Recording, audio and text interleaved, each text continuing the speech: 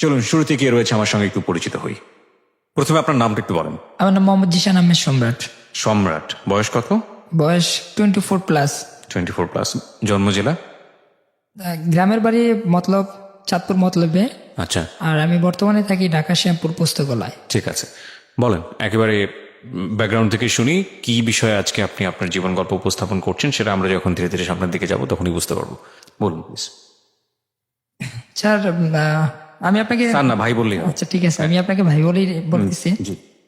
আমি যখন ক্লাস 2-3-তে পড়ি তখন আমি ঢাকা শ্যামপুর পুস্তকালয় আমার আন্টির বাসায় থাকি পড়াশোনা করি।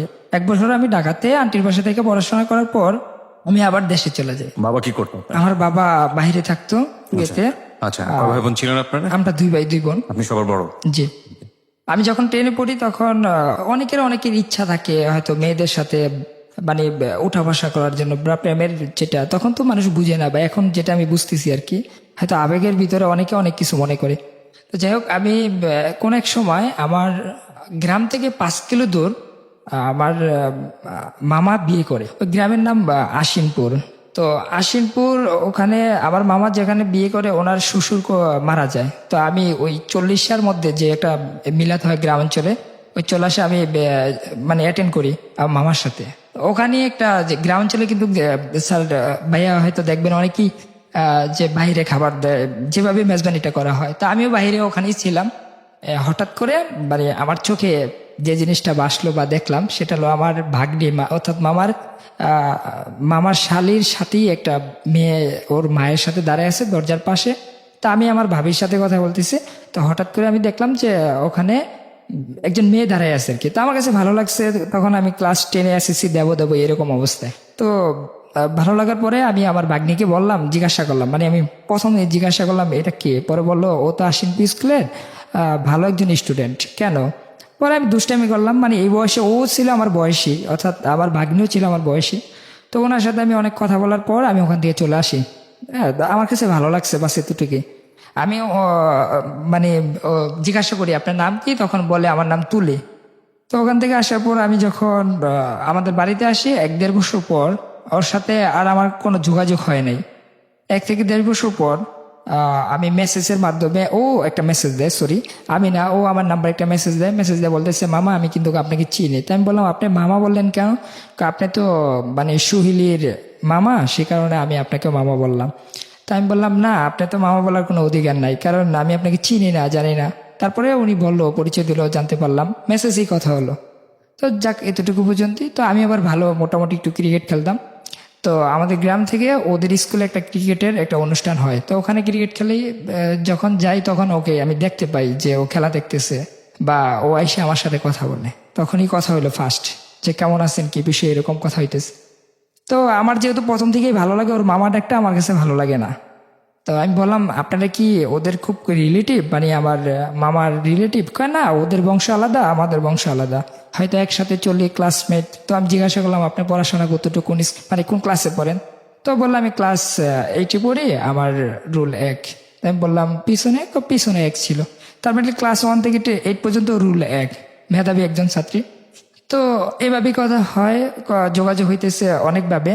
তারপরে আমি এসএসসি পরীক্ষা দিই। এসএসসি পরীক্ষা দেওয়ার পর ও আমার সাথে আবারও কন্ট্যাক্ট করে, ও নিজ থেকে, মানে আমি কিন্তু আমার ভালো লাগছে সেটা আমি নিজেই বললাম, কিন্তু ওই আমার সাথে যোগাযোগ করে। তো যোগাযোগ করার পর ওর সাথে আমার সাথে মানে এইরকম কথা হইতেছে যে কি করেন, বা ক্লাসে গেছেন কিনা, বা কোথায় ভর্তি হবেন, রেজাল্ট কি, মানে এই বিষয় নিয়ে কথা হয়। এইভাবে কথা হইতে হইতে প্রায় গেল 3-4 মাস কাটলো। তারপর ওর বাবা মা বিষয়টা একটু ফলো আসে, ওর বাবা মা বুঝতে পারে। তো আমাকে হঠাৎ করে ওর আব্বু একদিন ফোন দেয় বলতেছে আমি অমুকে, তুমি কি হাফসাক্তার তুলিকে চিনো? আমি বললাম হ্যাঁ আমি তো চিনি, কেন কোনো সমস্যা? পরে বললো যে না, তোমার সাথে কি যোগাযোগ হয়? আমি বললাম হ্যাঁ যোগাযোগ হয়। পরে বললো কিসের সম্পর্ক তোমাদের? আমি বললাম কোনো সম্পর্ক নাই, এই তো সম্পর্ক। হ্যাঁ, তবে সত্যি কথা বলতে কি, পরে উনি বললো যে তুমি কেন কথা বলো সম্পর্ক না থাকতে? পরে আমি বললাম যে সত্যি কথা বলতে কি আমি তো ছোট, তারপরে ওর কথাগুলা বা ওর ব্যবহার বা ওর ফেসটা আমার কাছে সত্যি খুব ভালো লাগে। এটা ওর বাবাকে আমি ওপেন কোন বললাম। ক্লাসে পড়েন তখন আপনি? আমি এই যে এসএসসি দেওয়ার পর একটা জিনিস কি ছোট থেকে আমি ভাবতাম যে বাবা মা ভাই বোন সবাই মানে এই জিনিসটা জানাজানি হলে কোনো সমস্যা নাই, কারণ এগুলো ঝামেলা হয়, যদি না জানে এগুলো নিয়ে অনেক সমস্যা হয়। তো আমি সরাসরি কথা বলে দিচ্ছি, ওনার যদি ভালো লাগে উনি বলবে, না লাগলে নাই, এরকম আর কি একটা ইচ্ছা ছিল। তো যাই হোক ওর ওর সাথে আমার সাথে মোটামুটি মেসেজে কথা হইতেছে। তা মেসেজে কথা হইতেছে, ও একদিন বলল যে আমি আমি কিন্তু বলতেছি না যে আমি আপনাকে ভালোবাসি বা এরকম কোনো কিছু। সকাল ভোর ফোন দেয়, দুপুরে ফোন দিতেছে, ফোন না, শুধু মেসেজ, শুধু মেসেজ। তো বাংলালিংক থেকে বাংলালিংক টু বাংলালিংক SMS অনেক কথা বলতাম। তো একদিন জিজ্ঞাসা করলো যে আপনি কি ঢাকাতে ভর্তি হবেন? পরে আমি বললাম যে আমি ঢাকাতে ভর্তি হবো।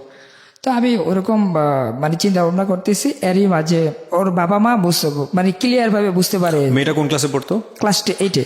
এইটা আপনি ছিলেন 10-এ? 10-এ আমি 10-এ এসএসসি মানে এখন রেজাল্ট আসেনি। এসএসসি দিয়ে ফেলেছেন? জি এসএসসি। হ্যাঁ, ওকে। তো দেওয়ার পরে ওর ওর সাথে আমার সাথে প্রায় এভাবে মেসেজে কথা হইতে হইতে মানে এইরকম পর্যায়ে যাই আমরা, মানে আমার মনে হয় যে 10 মিনিট মেসেজ না দিলে আমার কাছে খুব খারাপ লাগে, বা ও মেসেজ না দিলে আমার কাছে খুবই খারাপ লাগে। এরকম একটা অবস্থান যে শুধু মেসেজের উপরে নির্ভরশীল করি, অন্য কোনো মানে কোনো মাধ্যম না, কোনো ফোনের মাধ্যমে না। তো একদিন ও মেসেজ দিল যে আমার তো মোবাইল নাই, এটা তো আমার এক বান্ধবীর মোবাইল, ওর মোবাইলটাও নিয়ে যাবে, আপনি কি আমাকে একটা মোবাইল মানে দেওয়ার জন্য পারবেন কিনা? তাই আমি বললাম যে দেখো আমি তো ওরকম না, আমি এখনো কোনো জব টপ করি না, বা আমি কোথা থেকে দেবো, আচ্ছা ঠিক আছে আমি ট্রাই করে দেখি। তো আমার এক ফ্রেন্ড আছে, ওদের জন্য আমি অনেক মানে অনেক সহযোগিতা করি। তো ও বললো যে ঠিক আছে তোর যেহেতু একটা মোবাইল লাগবে আমি দিতেছি। আর তাছাড়া আমি সন্তানের আমি যখন বড় হই আমার পুরা ফ্যামিলির সমস্ত টাকা পয়সা সবকিছু কিন্তু আমার কাছেই ছিল, যেহেতু আমি আস্তে আস্তে বড় হচ্ছি আর ঘরে বড় সন্তান। তো আমার কাছে প্রচুর পরিমাণে টাকা থাকতো, এটা আমি মিথ্যা বলতেছি না, অনেক টাকাই থাকতো। সেটা আমাদের এলাকার মানে মানুষগুলো ভালো জানে। তো আমি ওকে একটা মোবাইল পাঠাইলাম অন্য এক মাধ্যমে পাঠানোর পর মেসেজে কথা হয়। তো ও মোবাইল পাইলো, মোবাইল পাওয়ার পর ক্লাস করতেছে, স্কুলে আসতেছে, সব খবরাখবর আমার কাছে আসতেছে। তো এক সময় সকাল ভোর 5টার দিকে ওর বাবা মানে বুঝতে পারলো যে ও মোবাইল টিপতেছে। তো ওকে হাতে নাতি ধরলো, ধরার পরে বললো যে যে এই মোবাইলটা কার? তো ও বললো ওর একটা বান্ধবীর। তো সাথে সাথেই ও ওয়াশরুমে যে একটা মেসেজ দেয় আমাকে যে আমি তো মোবাইল আব্বু তো নিয়ে গেছে, মানে ওর আম্মুর মোবাইল দিয়ে, ওর আম্মুর মোবাইল দিয়ে বলতেছে যে আমার মোবাইল তো নিয়ে গেছে, তুমি একটা কাজ করো আমার অমুক বান্ধবীকে একটা ফোন দেয়া বলো যে ও যেমন এই মানে এই গল্পটা এইভাবে বলে, ও যেভাবে বলছে। তো ওকে আমি পাঠাই দেয়, ও আসে, আসার পরে ওর সাথে একটু রাগারাগি করে, পরে বলতেছে আঙ্কেল আমাদের এলাকায় তো কারেন্ট নাই, তো আপনাদের বাসায় চার্জ দেওয়ার জন্য দিছিলাম আর কি। তো মোবাইলটা নিয়ে যায়। তারপরে আবার এভাবে 2-1 দিন পর ওই মোবাইলটাই আবার ও দিয়ে দেয় স্কুলে যাওয়ার পরে। তারপরে আবার 2-3 দিন পর রাত্রে ওর হাতে যেভাবে হোক মোবাইলটা পেয়ে যায়। তো পেয়ে যাওয়ার পরে ওর বাবা ওর আম্মু ওকে মানে অনেক রাগারাগি করে যে কার সাথে যোগাযোগ করে, মানে এরকম একটা পরিস্থিতির শিকার হয়ে যায়। ও এখন আর মিথ্যা বলতে পারতেছে না যে মোবাইলটা কার। তখন ও মানে বিভিন্ন কথা ঘুরানোর চেষ্টা করতেছে, আর একটু পরপরই আমার কাছে মেসেজ দিতেছে ওর আম্মার মোবাইল থেকে। আর আমার নাম্বারটা ও এভাবে মানে ওই যে একটা মোবাইলে একটা অপশন ছিল মানে হাইড করে রাখা যায়, ওভাবে হাইড করে রাখতো আর কি। তো ভাইয়া এইভাবে করার পর এক সময় আমাকে ওর আব্বু আবার ফোন দেয় জিজ্ঞাসা করতেছে তুমি আমাদের এলাকা আসো, তোমার সাথে কিছু কথা আছে। পরে আমি বললাম কেন যাবো? পরে বলতেছে যে তুমি আসো, আসলে বুঝতে পারবা। তো আমি বললাম যে দেখেন আমি তো এখন ঢাকায় আছি, বলেন না কি সমস্যা। পরে বলে যে তুমি কি আমার মেয়ের সাথে এখনো যোগাযোগ করো? তোমাকে না করছিলাম। পরে আমি বললাম তো যে আমার কাছে ভালো লাগে বিধে আমি কথা বলছি, যদি আপনার কোনো সমস্যা হয় আপনি বলেন ক্লিয়ার যে কি কি সমস্যা। পরে সে বললো যে দেখো তুমি যদি এর সাথে কথা বলো তাহলে তো ওর পড়াশোনা ক্ষতি হবে, বিভিন্নভাবে ক্ষতি হবে। আমি চাই না যে ও এই বয়সে মানে অন্য মানে এরকম কোনো কিছু হোক। তো ওনার কথাগুলো আমার কাছে খুব ভালো লাগলো। তো আমি বললাম যে ঠিক আছে আমি সেটা চাই না, ঠিক আছে আমি আপনার মেয়ের কাছে দেন, আমি ওর সাথে ফোনে কথা বলে বুঝাই দিই। পরে ওকে আমি বললাম যে দেখো আসলে ওনার কথাগুলো খুব গুরুত্বপূর্ণ সহকারে আমি শুনছি, আমার কাছে খুবই ভালো লাগছে।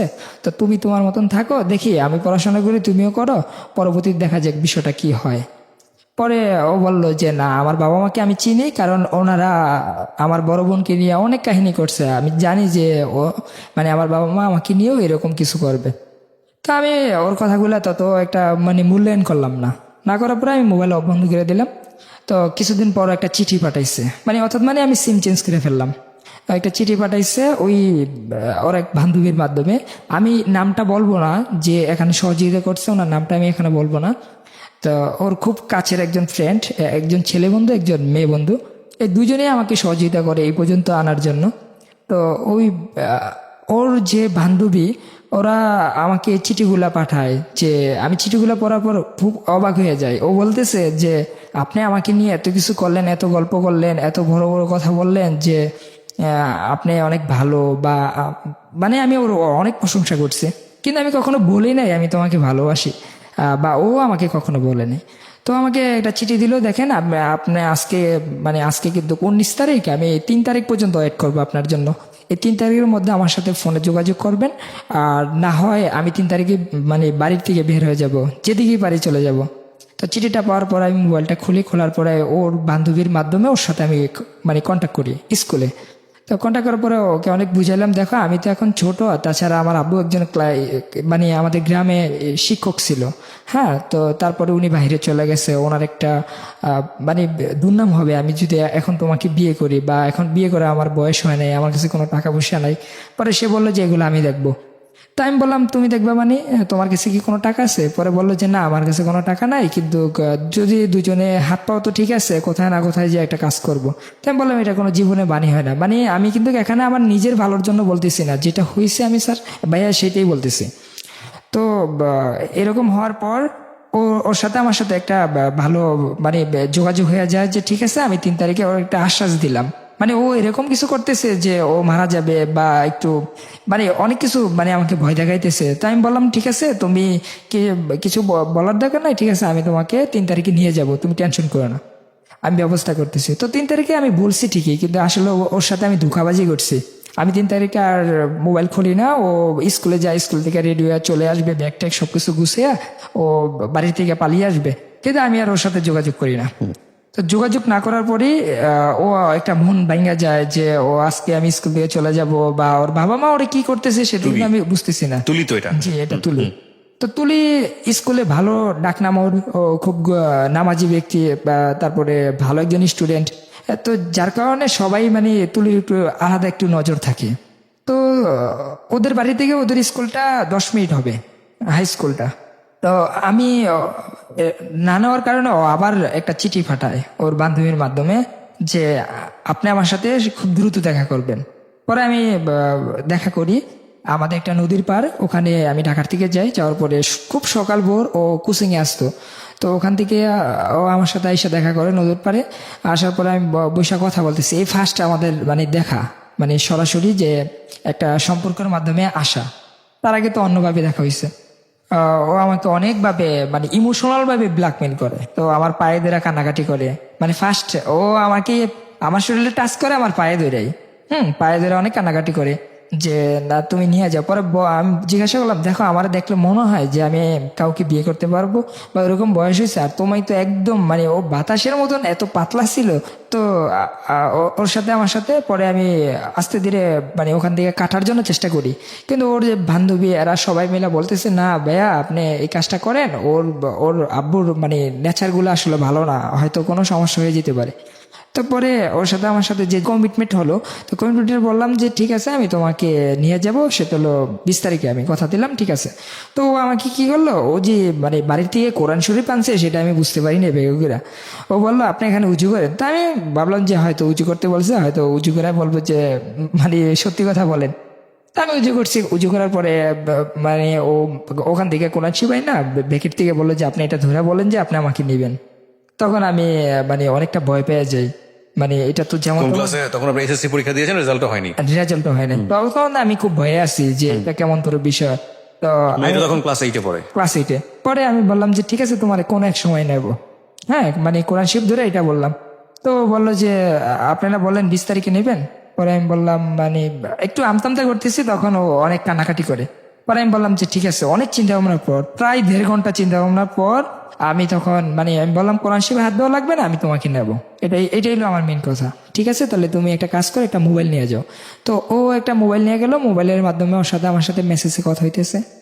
তো সচরাচর আগের মতনই 2-3 দিন পর মোবাইলটা আবার ওর মা, হ্যাঁ এবার ওর মা যেভাবেই হোক এটা ওর কাছ থেকে মানে খুঁজে পায়।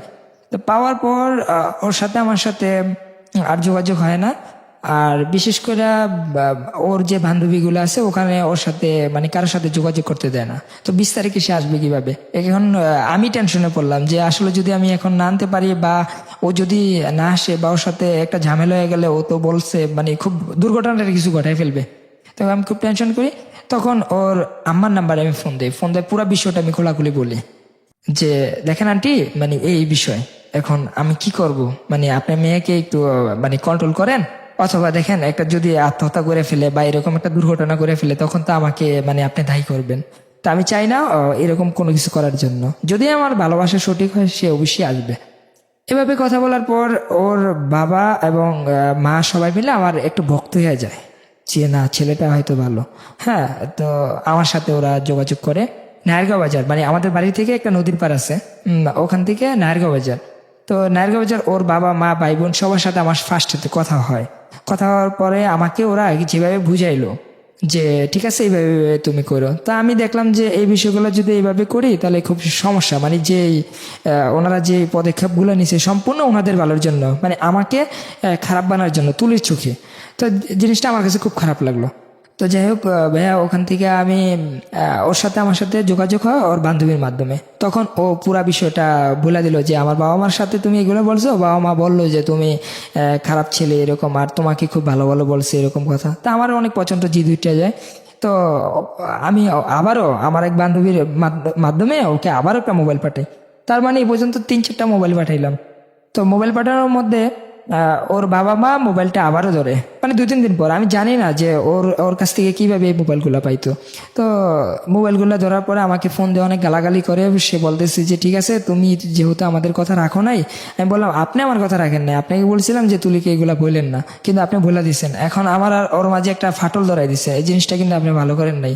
মানে এভাবে নিয়ে অনেক কথা হয়েছে। কথা হওয়ার পর থেকে ও বলতেছে যে ওর বাবা মা বলতেছে অনেক গালাগালি করে। তো গালাগালির পরে যে তুলিকে জিজ্ঞাসা করতেছে তুলি, জিশান তোমার কি হয়? তখন আমি মেসেজে কোনো একদিন তুলিকে বলছিলাম যে তোমার বাবা মাকে যদি আবার মোবাইল মানে তোমার মানে হাত থেকে ধরে বা ধরে ফেলে তখন তুমি বলবা যে ও আমার হাজবেন্ড লাগে। তুমি এটা বলো, এর চেয়ে আর বড় কিছু বলার দরকার নেই। তো ও কি করলো যে ও বলে ফেললো যে মোবাইল হাতে মানে ধরার পর বাবা মা ও বললো যে ও আমার হাজবেন্ড লাগে। তো ওর বাবা মা আমাকে ফোন দিয়ে জিজ্ঞাসা করলো যে তুমি কি ওকে বিয়ে করছো? ও যদি বললো যে তুমি ওর হাজবেন্ড, পরে আমি বললাম যে হ্যাঁ আমি বিয়ে করছি। আসলে বিষয়টা মিথ্যা। ওর ওর বাবা এবং কি মা ওকে মানে অনেক জোরপূর্বক ভাবে একটা ডিভোর্স লেটার পাঠাই দিল।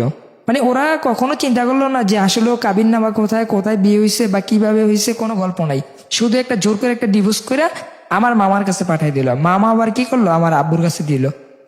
আব্বু তখন বাইরে ছিল।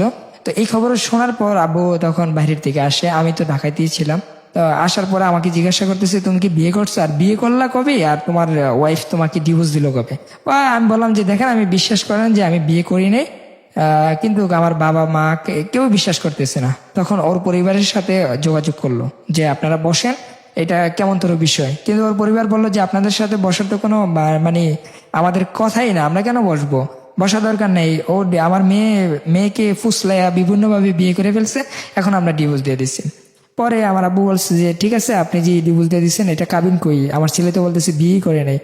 পরে বলতেছে যে আসলে আপনার মেয়েও মিথ্যা বলছে, আমার ছেলেও মিথ্যা, মানে আপনার ছেলেও মিথ্যা বলছে, আমার মেয়েও মিথ্যা বলছে। তো সেই ক্ষেত্রে আমাদের কিছু করার ছিল না, ডিভোর্স দিয়ে দিছে, আমাদের ক্ষমতা সম্বন্ধে তো আপনি ভালো জানেন। এরকম অনেক রাগারাগি করে। ওর বাবা কি করতো? ওর বাবা রোডস এন্ড হাইওয়ে সরকারি চাকরি করতো, কন্ট্রাক্টর করতো। হ্যাঁ, এখনো আছে। আর ওর মা হলো স্কুলের ম্যাডাম। তো ওখানে আমার যে মানে ঘটনাটা ঘটে যে আমি বিয়ে করলাম না, একটা সমাজের মাধ্যমে আমি একটা হস্তনস্ত হয়ে গেলাম। অনেকে ফোন দেয়া মানে আমাকে বলে কি ব্যাপার, বিয়ে করলি কবে, ডিভোর্স কবে দিল, মানে এরকম একটা সমস্যা। তখন আমার মাথায় একটা বুদ্ধি আসলো যে এবার আমি ওকে নেব। হ্যাঁ, এবার ওকে আমি নিয়ে ওকে বিয়ে করব। যেহেতু ওর বাবা একটা ডিভোর্সই দিয়ে দিছে ওকে জোর করে। তো এখানে মানে কথা আসে যে ও যদি ডিভোর্স লেটার মধ্যে সাইন না দেয় কিভাবে ডিভোর্স হইলো, তো তুলির সাথে আমার সাথে যোগাযোগ হইব কিভাবে? এখন তুলি একটা মেসেজ দিল, একটা চিঠি পাঠাইলো, যে চিঠি পাঠাইলো ওর বান্ধবীর মাধ্যমে, আর একটা মেসেজ দিল। তা আমি ওর কথা মতন ওখানে মোবাইল দিয়ে আসি। দিয়ে আসার পর ওখান থেকে চলে আসি। তারপরে তুলি ওদের এলাকারও লোক কিছু ছিল, আমার সাথে অনেক সহযোগিতা করছে। তো ওখানে আমি মোবাইল দিয়ে আসি, তুলি তারপর দিনে মেসেজ দেয় তোমার মোবাইল পাইছি, এখন পাইয়ে মেসেজ দিলাম, তো কেমন আছে কি বিষয়। তো ওর সাথে এইভাবে এইভাবে কথা হইলো। তখন ও আমাকে বললো দেখো আমার এখন পরিবারের সাথে ভালো হইতে হইব, ভালো হইতে পারলে আমি স্কুলে চলে যাবো, আর স্কুল থেকে আমি পালিয়ে যাবো, এখান থেকে আমি পালাইতে পারবো না। তখন আমি বললাম যে কি করবো, তখন সে বললো যে ঠিক আছে আমি বাবা মার সাথে যেভাবে হোক একটু মিল দিতেছি। তো ও যেভাবে হোক মিল দিল, মিল দেওয়ার পরে স্কুলে গেল, স্কুলে যাওয়ার পর আমার সাথে ওর সাথে ফোনের মেসেজের মাধ্যমে কথা হলো যে সে চলে আসবে 20 তারিখ, আবার সে 20 তারিখ পরের মাসে। তো 20 তারিখে মানে ভেগে যাওয়ার প্ল্যান করছে আপনার হ্যাঁ, সঙ্গে, তখন আপনি কি করেন পেশায়? তখন আমি একটা যে কোম্পানির ভিতরে একটা জব করতাম, এবং কি আমি তখন ঢাকা সিটি কলেজে ভর্তি হই। ওকে। হ্যাঁ, তো ওটাতে আমি কাজ করতাম, আমার স্যালারি মোটামুটি ভালোই ছিল। তাছাড়া আমার এক কথাই তো আমি বললাম যে আমার পরিবারের সমস্ত টাকা বা আমার কাছে থাকতো সবসময়, তার মানে টাকার কখনো অভাবটা আমি দেখিনি। তো যাই হোক ভাইয়া ওখান থেকে ওকে আমি 20 তারিখে নেওয়ার জন্য প্ল্যান করি। প্ল্যান করার পরে ওর সাথে আমার সাথে যোগাযোগ যেভাবেই হোক কোনো না কোনোভাবে হইতেছে। তো ও কি করলো যে 20 তারিখে ক্লাস করার পর যখন টিফিন দেয় তখন আমাকে বলছে যে অমুক জায়গায় একটা গাড়ি রাখার জন্য। তো ঠিকই আমি যাই নাই, আমি বাড়িতে ছিলাম, গ্রামে ছিলাম। আমার ওই যে যে বন্ধু দুজন ছিল, ওই দুজন আরও কয়েকজন ছিল, ওরা গাড়ি নিয়ে মোটরসাইকেল নিয়ে ওখানে ওয়েট করছে। তুলি ওখান থেকে ব্যাগ টেক নিয়ে একবারে চলে আসে। তো চলে আসার পর ওকে অন্য কোথায় নিয়ে আমি লুকায় রাখি, যে আমি বলতে কি আমার জানা মতোই লুকায় রাখি, যে আমার এক কাজিনের বাসায় নিয়ে রাখি। তো রাখার পর তুলি ওখানে থাকে, ওর সাথে আমার সাথে ফোনে কথা হয় তখন। তো ওই দিনের রাত্রে ওর বাবা আমার নামে একটা মামলা দেয়, যেটা হলো নারী শিশু গুম কেস, যখন তার বয়স ছিল মাত্র 16+। হ্যাঁ, তো ওর যে বয়সের একটা ব্যবধানের মাধ্যমে বা বিভিন্ন মাধ্যমে আমাকে নারী শিশু গুম এমনকি নির্যাতন নামে একটা কেস দেওয়া হয়। তখন এই কেসগুলো দেওয়ার পরে ওর দুলাভাই আসে আমাদের বাড়িতে রাত 2টা বাজে পুলিশ নিয়ে। তা আসার পরে পুলিশ আমাকে জিজ্ঞাসা করতেছে যে তুমি কি হাফসা আক্তার তুলিকে চিনো? আমি বললাম হ্যাঁ চিনি। পরে সে বলল যে ও কোথায়? আমি বললাম আমি তো জানি না, আমি তো একদম মানে আমি কিছুই জানি না। পরে ওনারা দেখলো, অনেকভাবে ট্রাই করলো, আমার বাড়িতে খোঁজাখুঁজি করলো, আমার বাবা মাকে জিজ্ঞাসা করলো। পরে বললো যে না আমাদের সন্তান তো আমাদের বাড়িতেই ছিল, সে তো কোথাও যায় নাই, সারাদিন তো দেখলাম এখানে। হ্যাঁ, সে তো কোনো মেয়ে আনে নেই। তো আমি বললাম ওর সাথে আমার সাথে সম্পর্ক আছে, কিন্তু তারপরও বাট আমি ওকে নেই, মানে আমি মিথ্যা বলি। কারণ এগুলা কথা ছিল, সমস্ত প্লেন প্রোগ্রাম ছিল তুলি যেভাবে বলছে আমি ঠিক এইভাবেই কাজ করতেছি। তারপরের দিন ওর সাথে আমার সাথে ফোনে কথা হয়, তার মানে আমি 2-1 দিনের মধ্যেই বাড়ি থেকে চলে যাব, মানে তুলির কাছে যাব, এরকম একটা প্রোগ্রাম করতেছি।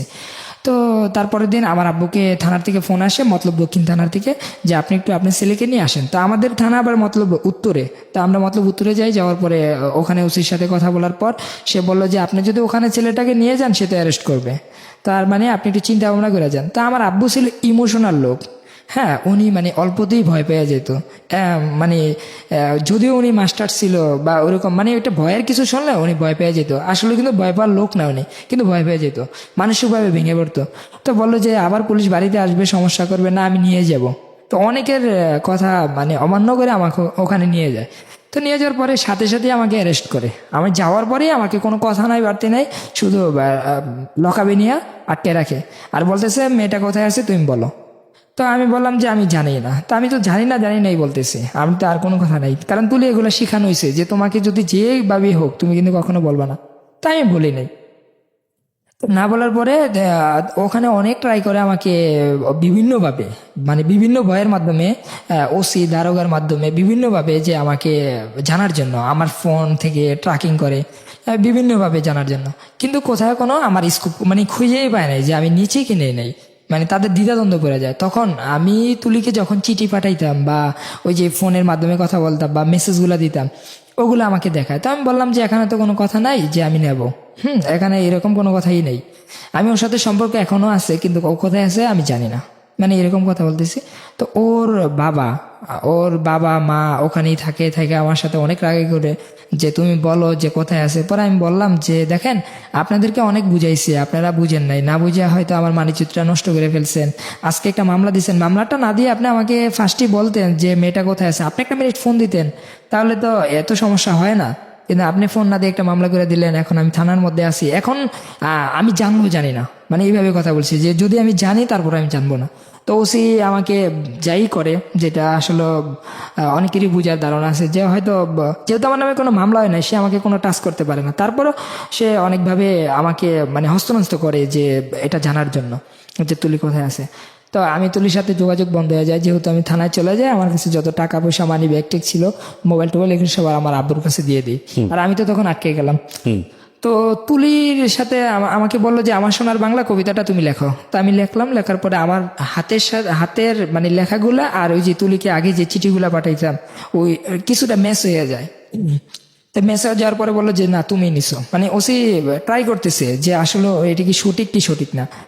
তখন আমি বললাম যে দেখেন, আমি ওকে কখনো হাতের কোনো চিঠি দিই নাই। আমি চিঠি দিছি, আমি সত্যি কথা বলি, সম্পূর্ণ কম্পিউটারে মানে টাইপিং করে দিতাম। কারণ আমি ছোটোর দিকে মানে কম্পিউটার বা মোবাইল টোবাইল এগুলো টাইপ করার জন্য অভ্যস্ত ছিলাম। তো আমি চিন্তা করতাম সবসময় যে কখনো আমার হাতের মানে লেখাগুলা কোথাও আমি রাখবো না। আমি যেটাই করবো সেটা কম্পিউটার মাধ্যমেই করবো। তো আমি এগুলাই করতাম সবসময়। তো উনি কি করলো, 2 দিন পর্যন্ত আমাকে ওয়েট করে বললো। মানে 2 দিন পর্যন্ত ওই থানার মধ্যে আমাকে আটকে রাখলো। এর মধ্যে আমার বাবা মা বিভিন্ন মাধ্যমে চেয়ারম্যানের কাছে যায়, মেম্বারের কাছে যায় যে আসলে বিষয়টা কি। মানে ওনারাও জানে না যে আমি নিছি, সেটা একদম সত্যি কথা। তো আমার আব্বু আমাকে এক সময় ওনার সাথে আমার সাথে অনেক ফ্রিমেন্ট, মানে একজন বন্ধুর মতনই চলাফেরা। তো আব্বু আমাকে একদিন থানার মধ্যে এসে বলতেছে, দ্বিতীয় দিন, যে বাবা দেখ, তুই কষ্ট পেয়ে লাভ নাই। যদি তুই মেয়েটাকে বিয়ে করস বা করে ফেলছস না কি করছস আমি জানি না, মেয়েটা বাহির করে দিতেই হইব তোর। কারণ ওর বাবা মা তো পাগল হয়ে যাবো ওকে না পাইলে, আমিও ঠিক তোরে না পেলে পাগল হয়ে যাবো। তুই সত্যি করে আমাকে বল যে আসলে মেয়েটা কোথায় রাখছস। পরে আমি আব্বুর কাছে বিষয়টা শেয়ার করলাম যে অমুক জায়গায় ওখানে আছে। ও পরে আব্বু ওর সাথে ফোনে কন্ট্যাক্ট করলো। তো কন্ট্যাক্ট করার পরে সে আমার আব্বুকে বলতেছে, মানে বিভিন্নভাবে বুঝাইতেছে যে জিশান যেখানে গেছে, হয়তো আমি জিশানকে না করছিলাম যে থানা পর্যন্ত না যাওয়ার জন্য চলে আসতে, কিন্তু সে আপনাদের কথা বিবেচনা করে বাড়ির থেকে আসে নাই। বললো যে আমার বাবা মাকে এটা পুলিশে ঝামেলা করবো, একটু দেখি না। এই পর্যন্ত দেখতে দেখতে ও থানা পর্যন্ত চলে গেল। তো ঠিক আছে, দেখেন জিশানকে কিভাবে বাইর করা যায় আর কিভাবে এটা সমাধান করা যায়, আমি সেভাবেই আছি। তবে এখন যদি আপনি মানে আমাকে আমার বাবা মার কাছে দিয়ে দেন, তো হয়তো জিশানকে বাইর করতে পারবেন না, কারণ আমি বাবা মাকে খুব ভালো করেই চিনি। তাদের সাথে কমিটমেন্ট করেন ওকে বাইর করার জন্য, তারপরে আমি আসবো, তার আগে না। তো পরে আমার ফ্যামিলি ভাবি, উপজেলা চেয়ারম্যান ছিল শুক্রপাড়ারই, মতলব দক্ষিণের, ওনার সাথে বৈশা কথা বলে। আর এর মধ্যে আমাকে কোর্টে চালান করে দেয়। তো কোর্টে চালান করা যাওয়ার পরে কোর্টে যখন উঠি, তখন তো আমি অস্বীকারই করি যে আমি নেই। তখন আমার 2 দিনের রিমান্ড হয়। তো 2 দিন রিমান্ড হয় যখন, তখন আমি মানে খুব ভাঙ্গা পড়ি যে আসলে কখনো জেল দেখি নাই, কখনো থানা দেখি নাই, এখন আমার রিমান্ড, এগুলো নাম শুনতে ভয় লাগে।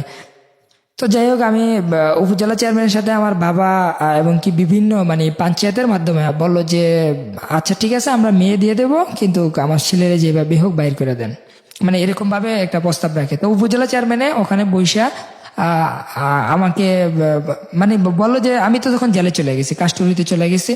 তো কাস্টডি যাওয়ার পর আমার জামিন চাচ্ছে, কিন্তু জামিন পাইতেছি না। এখন মানে ভিকটিম আনতেই হবে। তো ভিকটিম যদি আমরা দিয়ে দেই বা আমার বাবা মা দিয়ে দেয়, তখন হয়তো আমার খুব ঝামেলা হয়ে যাবো। তো সেই চিন্তা ভাবনা করে উপজেলা চেয়ারম্যানের কাছে তুলিকে দেয়। তো তুলিকে দেওয়ার পরে তুলি ওখানে আমার বাবা মা, এমনকি যে উপজেলা চেয়ারম্যানের মাধ্যমে প্রায় 200 থেকে 300 লোক ছিল, এরকম হবে আর কি, 200-250 লোক ছিল, এটা বিচার বসে। তো ওখানে তুলি আসে, তুলি এসে বলতেছে যে দেখেন, আমি আমার নিজের পরিকল্পনায় আমি চলে গেছি। আমার বয়স অল্প ঠিক, জিশান কোনো খারাপ কোনো ছেলে না, ওর ব্যবহার ও সব দিকেই আমার কাছে ভালো লাগে। আমার বাবাই খারাপ, মানে এরকম ভাবে ওর বাবাকে ও বিভিন্নভাবে অপমান করে। তো পরে পুলিশের হেফাজতে তুলিকে নেওয়া যাওয়া হয়। নেওয়া যাওয়ার পরে ওর মা ছিল ওই রাত্রটায় পুলিশের সাথে। তো তুলি ওর বাবা মা ওই থানার মধ্যে থাকার পর সকালবেলা কোর্টে আসে। কোর্টে যখন পাঠায় তুলিকে, তখন তুলি মেডিকেল চেক আপ করে, বিভিন্নভাবে করে, দেখছি যে না, সম্পূর্ণ সঠিক। আসলে যেটা আমি এখন এখানে এই মানে বলার জন্য আসছি যে এখানে আমি সবকিছু সত্যিই বলতেছি। ওর সাথে আমার সাথে কোনো শুধু ভালোবাসার সম্পর্কটাই ছিল, অন্য কোনোভাবে সম্পর্ক ছিল না। হ্যাঁ, তো ওখানে দেখার পরে আমি যখন জেলের থেকে আসার পর মানে তখন জেলে আমি তখন সম্ভবত 15-16 দিন এর মধ্যে এরকম হইতেছে। কিন্তু জেলের এক্সপেরিয়েন্সটা কি ছিল? হ্যাঁ, জেলেরটা আমি বলতেছি ভাইয়া একটু, মানে আমি 35 দিন জেলে ছিলাম, 2 দিন রিমান্ড হবে। আর তখন আমার রিমান্ড কাটানোর জন্য বাবা 2,20,000 টাকা দেয়। আর আমাকে বাহির করতে যে 11 লক্ষ টাকা প্লাস মানে বাবার ক্ষতি হয়।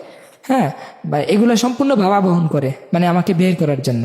কিন্তু এর মাঝে যেটা ঘটে, উপজেলা চেয়ারম্যান বলছে যে তুমি মানে তোমার সন্তানকে খুঁজে পাবে, আমার আব্বুকে বলছে, আর আপনার মেয়েকে খুঁজে পাবেন, সবই পাবেন, কিন্তু হয়তো ওর রিমান্ড হয়ে গেলে ও সেই মাইরগুলো হয়তো ভুলবে না।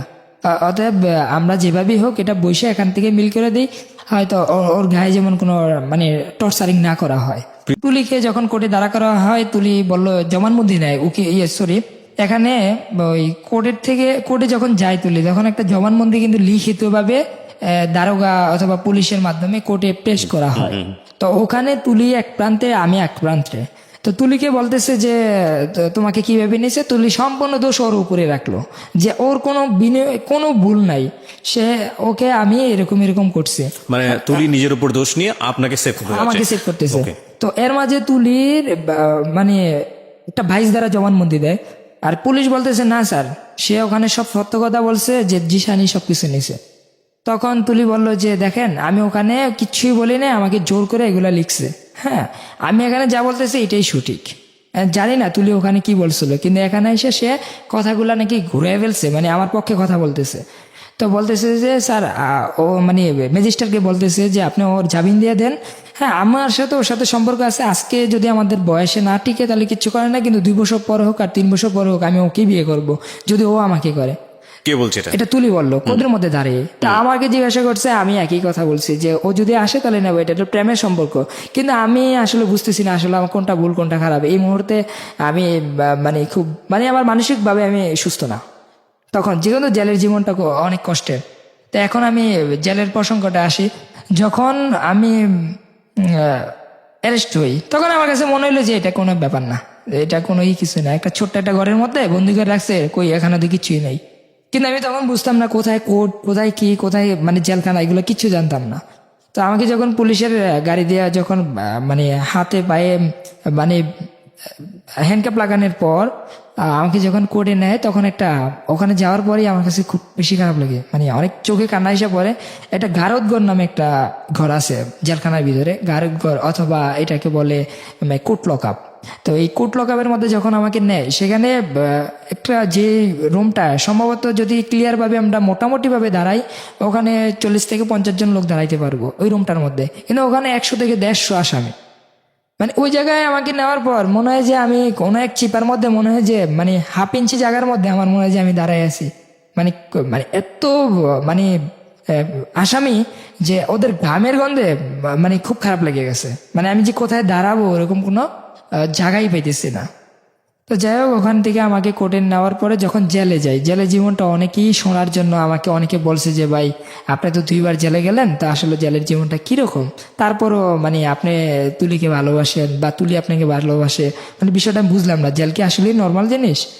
আমি এটা আজকে এখানে বলার জন্য আসছি যে আমার যত জনম যদি সূত্র থাকে, অথবা এই পৃথিবীতে যদি সবচেয়ে নিকৃষ্ট কোনো ব্যক্তি থাকে, সেও যেমন জেলে না যায়।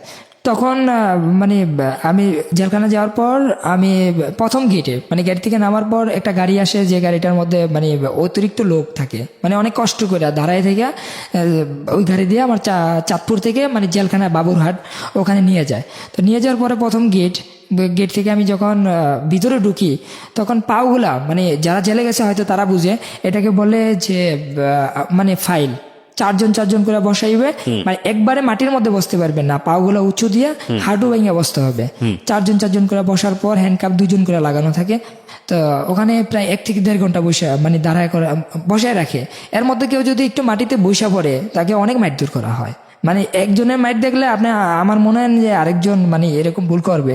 তারপরে কতক্ষণ থাকা যায়, পাও ব্যথা করে বা একটু দাঁড়াইতে মন চায়, মাজা ব্যথা করে, কিন্তু আমাদেরকে বসায় রেখে অনেকক্ষণ সময় লস করে। তারপরে ভিতরে নিয়ে যায়, ভিতরে নেওয়ার পরে বাবা মার নাম ঠিকানা জিজ্ঞাসা করে, শরীরে কোথায় স্পট আছে এগুলা লিখে। তারপরে আমার গার্ডিয়ান কারা কারা আছে, হয়তো কোনো বাগিনীর নাম বলবে, মানে এগুলো বাইরে হইতে যে মানে সময় এগুলো আবার কাজে লাগে। তো ওদের যে কাজ এগুলাই করে। ওখানে 1-2 ঘন্টা জায়গা। তখন রাত্রে যখন 9টার মতন বাজে, দ্বিতীয় গেটে আমাকে নেওয়া হয়, মানে অনেক আসামির সাথেই নেওয়া হয়। ওখানে আবার একটা ফাইল, মানে এই যে 4 জন করে বসে। তো ফাইলের ভিতর বসার পর আমি যখন জেলখানার ভিতরে গেলাম, তখনই বুঝতে পারলাম যে এটাই জেল। মানে এটাই একটা মাঠ, সামনে একটা মাঠ, খেলার মাঠের মতন, ফুলের বাগান, কিন্তু ভিতরে সামনে মেঘনা, যমুনা, পদ্মা, 3টা বিল্ডিং থাকে আমাদের চাঁদপুরে, মানে বর্তমানে যে জেলখানার ভিতরে বিল্ডিংগুলোর নাম দেওয়া হয়। তো প্রথম বিল্ডিং এর মধ্যে যাওয়ার পরে আমাকে ওখানে বিভিন্ন বড় বড় আসামি যারা, তারা মানে এমনভাবে চেক করে যে আমার শরীরে কোনো কিছু আছে কিনা, হ্যাঁ, কোনো একটা যদি একটা আংটি পায় সেটাও নিয়ে যায়, মানে এরকমভাবে মানে কষ্ট দেয় মানসিকভাবে, যা বলার বাহিরে। এইভাবেই মানে নিজের মানসিকভাবে সমস্যা আছে, তার মাঝে আবারও সমস্যা। এখন জেলের জীবনটা আসলে অনেক কষ্টের জীবন। ওই যখন জেলের ভিতরে লোক থাকে 50 থেকে 60 জন, ওটার মধ্যে 70 থেকে 80 জন বা 90, 100, 150 এরকম লোক থাকে, তখন আমাকে এমনকি সবাইকে প্রথম দিন আপনার খিচুড়ি খাওয়ার জন্য দিবে। তো খিচুড়ি খাওয়ার পর আপনার ঘুমানোর জন্য অনেকে ফাইল, মানে ইলিশ ফাইল বলে এটাকে, ইলিশ মাছ যেভাবে বাস করে রাখে, একটা মাথা আর একটা পা, মানে যেভাবে রাখে এভাবে আপনাকে ঘুম দেবে, মানে আপনি ঘুমাইতে হবে অনেক মানুষের মাঝখানে। তো এইভাবেই ইলিশ ফাইলের মধ্যে আমি ঘুমাই। ইলিশ ফাইলের মধ্যে ঘুমানোর পরে তারপর দিন টাকা টুকা দিয়া একটা ছিট নেই, ছিটের মধ্যে থাকি। তখন তুলি কোথায়?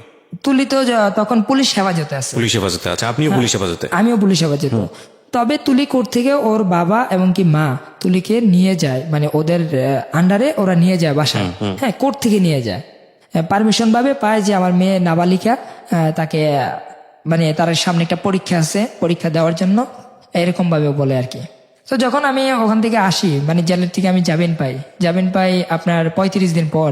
তো 35 দিন পর যখন আমি জামিন পাই, তখন আমি বাড়ি থেকে আসি। আসার পরে আমার বাবা মা অনেকভাবে বুঝাইলো যে দেখ বাবা, তোর জন্য আমার এই টাকাগুলো নষ্ট হয়ে গেছে, তুলি তো এখন চলে গেছে, হ্যাঁ, তো তুলি তখন ক্লাস 10-এ টেস্ট পরীক্ষা দিবে। এরকম অবস্থায় কিন্তু আমি মামলাটা আমার হয়, তুলি যখন টেস্ট পরীক্ষা দেবে। ভয়ানক। তো ওখানে যাওয়ার পর আমি যখন আসার পর আমার আব্বু একটা দলিল দেয় আমাকে, মানে স্ট্যাম্প, যে এটা একটু পর। তো পড়ার পরে আমি দেখলাম যে এটাতে লেখা আছে আপনার ছেলেকে, মানে ওর বাবা একটা একটা সালিশের মাধ্যমে একটা করে স্ট্যাম্প করে, স্ট্যাম্পের মধ্যে লেখা থাকে, মানে মূল উল্লেখটা আমি এটাই বলি যে এই কেস চালাইতে যত টাকা খরচ হয়েছে ওর বাবার সমস্ত টাকা দিয়ে দিতে হবে আমার আব্বুর। এবং কি এই জিশান জেল থেকে বাইরে হওয়ার পর 1 মাসের মধ্যে অন্যথায় বিয়ে করতে হবে, না হলেও মানে 2 লক্ষ টাকা জরিমানা। মানে এই স্ট্যাম্পগুলো এখনো আমার কাছে আছে। মানে আমাকে একটা চাপ সৃষ্টি করে হলো। তখন বললো যে বাবা, আমরা তো এরকম না, অল্প বয়সে কাউকে বিয়ে করাই নেই, তারপরে এখন বাধ্যতামূলক তোর ভুলের কারণে বা আমাদের কপাল মানে ভুলের কারণে এখন তোকে বিয়ে করাই দিতে হবে, কারণ তোকে যদি বিয়ে না করায় আবার কে জরিমানা দিবে, আবার ঝামেলা সৃষ্টি হবে। এইভাবেই আমাদের বংশে কেউ জেলে যায় নাই, ফার্স্ট তুই গেছিস, এখন তো মানে মানিজ্যত নিয়ে মানে খুবই টানা হেঁচড়া চলতেছে। তখন আমি আমার আব্বুর দিক বিবেচনা চিন্তা ভাবনা করে তাদেরকে বোঝানোর চেষ্টা করলাম যে আসলে আব্বু, আমি তো আসলে বিয়ের জন্য পাগল না, আসলে এই বিষয়টা তো এরকম, ওকে তো আমি ভালোবাসি, এখন আমি কি করবো। তখন আব্বু বললো যে এখন সবাই সবকিছু পায় না, মানে অনেকভাবে বোঝানোর চেষ্টা করলো আমাকে, আব্বু আম্মু তারপর আমার পরিবার সবাইকে বোঝানোর চেষ্টা করলো যে আমাকে, যে অনেকে অনেক কিছু খুঁজে পায় না। কোর্টে হাজিরা চলতেছে আমার। তো একদিন আমি যখন হাজিরা যাই, তুলির সাথে আমার সাথে এর মাঝে কোনো যোগাযোগ নেই, তো আমি যখন কোর্টে হাজিরা দিতে যাই, চাঁদপুর সদর হসপিটালের ডক্টর শাহাদাত আমার কাজিন। তো হাজিরা দেওয়ার পর আমার কাজিনের সাথে আমি বসে কথা বলতেছি, ভাই এই বিষয় এখন কি করব, আমাকে তো এখন চাপ সৃষ্টি করতেছে, এখন আমার তো বিয়ের বয়স নেই, আপনি তো মানে একটু শিক্ষিত মানুষ আছেন, আপনি একটু বুঝান না। এটা আমার সাদাত ভাই, অর্থাৎ মানে ডক্টর সাদাতকে, উনি একজন আমাদের বংশের মধ্যে একটা উচ্চ ধরনের একজন ডাক্তার, যার কারণে ওনার কাছে আমি বিষয়টা যে শেয়ার করি যে ভাই, ওকে তো আমি সত্যি ভালোবাসি, ও বাসে, এখন এত কেষ্টি ছিল, এত কষ্ট পেলাম জেলের জীবনটা, এখন বাবার টাকা নষ্ট হয়েছে, এখন কি করবো, আমারও ইন্টার পরীক্ষা এসে পড়ছে ফাইনাল, আবার ও এসএসসি দিবে, এখন আমি যদি বিয়ে করে ফেলি আসলে আমার কাছে খুব খারাপ লাগতেছে। তুলি ওই দিনই বিকালবেলা, আমি বিকাল না মানে আমার 11টা 11:30 দিকে তুলি আমাকে ফোন দেয় বলতেছে কেমন আছো, তাই আমি বললাম ভালো। চিনতে পারছো? আমি বললাম হ্যাঁ চিনতে পারছে। আমার আম্মু তো স্কুলের ম্যাডাম, সে তো তুমি তো ভালোই জানো, মানে আমি এটা বললাম যে ওর আম্মু স্কুলের ম্যাডাম বিদায় ও চলে গেছে একটা মানে একটা ভোট চলতেছে, ভোট চললে স্কুলে যে ম্যাডামরা অনেকের কাজ থাকে ওখানে, আর আব্বু তো রোডে চলে গেছে, এখন বাড়িতে একজন পরিদার রাখছে। আমি ওনাকে ওদেরও বিল্ডিং ছিল, আমাদেরও বিল্ডিং ছিল, ওই বিল্ডিং এর মধ্যে মানে দরজা বাড়ির থেকে লক করে আমি চলে আসবো, তুমি জাস্ট 12টা বাজে গাড়ি পাঠাই দিবা, আমি এতটুকুই জানি, সব কথা আমার পিছনে রাখছো, এটাও রাখবা, তবে আবার কোনো ভুল করবা না, মানে আগের মতন কোনো ভুল যেমন না হয়। তা আমার কাছে একটা জিনিস আমি বসে চিন্তা করলাম যে আমি যদি এখন বিয়ে না করি তো 2 লক্ষ টাকা জরিমানা, আবারও বাবার একটা মানে ঝামেলা, আর ওকে ছাড়াও আমি বাঁচবো না, ও বাঁচবে না, এরকম একটা পর্যায়ে চলে গেছি। তো ঠিক আছে, আমি এটাই করি, ওনার মেয়েকে বিয়ে করব, অর্থাৎ মানে তুলিকে বিয়ে করব। তো ওই দিনে আমি ওখানে যাই না, আমার 2টা বন্ধুকে ফোন দেওয়ার পরে 2জন বন্ধু আইসা ওকে নিয়ে যায়। ওদের বাড়ির সামনের দিকে, ও বাড়ির দিকে লক করে দেয়। ওই মহিলা অনেক চিল্লাচিল্লি করে, কিন্তু ওদের বাড়িটা ছিল একা, যার কারণে অন্য কেউ আসতে পারে না। ও গাড়িতে ওইটা ঢাকার দিকে রওনা দিয়ে চলে আসে। তো আমি ওখান থেকে ঢাকার দিকে রওনা দিই। তুলির সাথে আমার সাথে দেখা হয় হাজীগঞ্জ, অর্থাৎ মানে তুলি হাজীগঞ্জ যায়, আমার দুজন বন্ধু নিয়ে ওখানে দিয়ে আসে, আর আমি ওখানে যাই। তো ঢাকা আসার পরে আমার এক কাজিনদের বাসায় আমি তুলিকে নিয়ে যাই। তখন আমার পরিবার খুব ক্ষিপ্ত আমার প্রতি, যে তুই এমন বড় কাজটা আবার করলি, ঠিক আছে আমি তোকে দেখবো না। তো আমার পরিবার আমাকে সাপোর্টই দিল না। সাপোর্ট না দেওয়ার পরে ওর পরিবার তো ওর কাছে নাই এখন বলতে। তো ওর পরিবার আর কখনো মানে আমার পরিবারের সাথে জানার চেষ্টা করতেছে যে আসলে কি মেয়েটা কোথায় গেছে, জিশান কি নিছে কিনা, আবার সে ওরা তো খুঁজে পাইতেছি না। তখন আমার পরিবার বলল হ্যাঁ আমার জানা মতে যে আমার ছেলেই নিছে অথবা আপনার মেয়ের সাথে চলে গেছে, কিন্তু ওরা কোথায় আছে সেটা আমরা জানি না। আমার সাথে যোগাযোগ করছিল, বলা হয়েছিল যে আব্বু আমার কিছু টাকা লাগবে। তখন আমি জিজ্ঞাসা করলাম তুই তো হাজিরা দিতে গেলি, ওখান থেকে হাজিরা শেষে কোথায় গেলি? তখন সে বললো যে আমি তুলিকে নিয়ে আসছি, আমার কিছু টাকা লাগবে। তো আমি কোনো টাকা টুকা দেখি নাই, জানি না ওরা কোথায় আছে। তো আমি যখন ঢাকাতে আসি আমার কাজিনদের মাধ্যমে কিছুটা হেল্প পাওয়ার জন্য, একজন কাজিন আমি নাম বলবো না, ওনারা আমাকে ঢাকাতে রাখার পর আমাদের বিয়ে দেওয়ার জন্য একটা প্রস্তুতি চলতেছে। তো ওই প্রস্তুতির মধ্যে আমাদের বয়স আনে দিকে ঢাকাতে বিয়ে দিয়ে, কত সালের ঘটনা এটা? এটা 2012। 2012। জি, তো 2012 প্রায় শেষের দিকে। তো আমি ঢাকাতে আসি আপনার তুলিকে নিয়ে। যখন ঢাকাতে আসি তখন বিয়ে মানে কোনো কাজেই আমাদেরকে দেখার পর বিয়ে দেবে না। তখন ওখান থেকে আমাদের রাজশাহী পাঠায় দেয় আমার ওই কাজিন। রাজশাহী আমার এক আন্টির বাসা।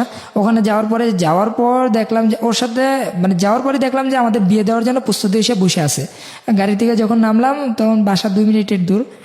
বাসা গেছে পরে গোসল টুসল করার পর বলে যে তোমাদের এখনই বিয়ে দিয়ে দেবো, মানে খুব সময় অল্প, আমরা সব রেডি করে রাখছি। তো ওখানে যাওয়ার পরে বিয়ে করলাম। বিয়ে করার পর ওই দিন বিকালবেলা হাঁটতেছি, বিয়ে করছি সকাল 10টা 10:30টার দিকে। বিয়ে শুধু কবুলটুই মানে কোনো মেয়ে বা কোনো ছেলে মানে কবুল পর্যন্তই বলা শেষ।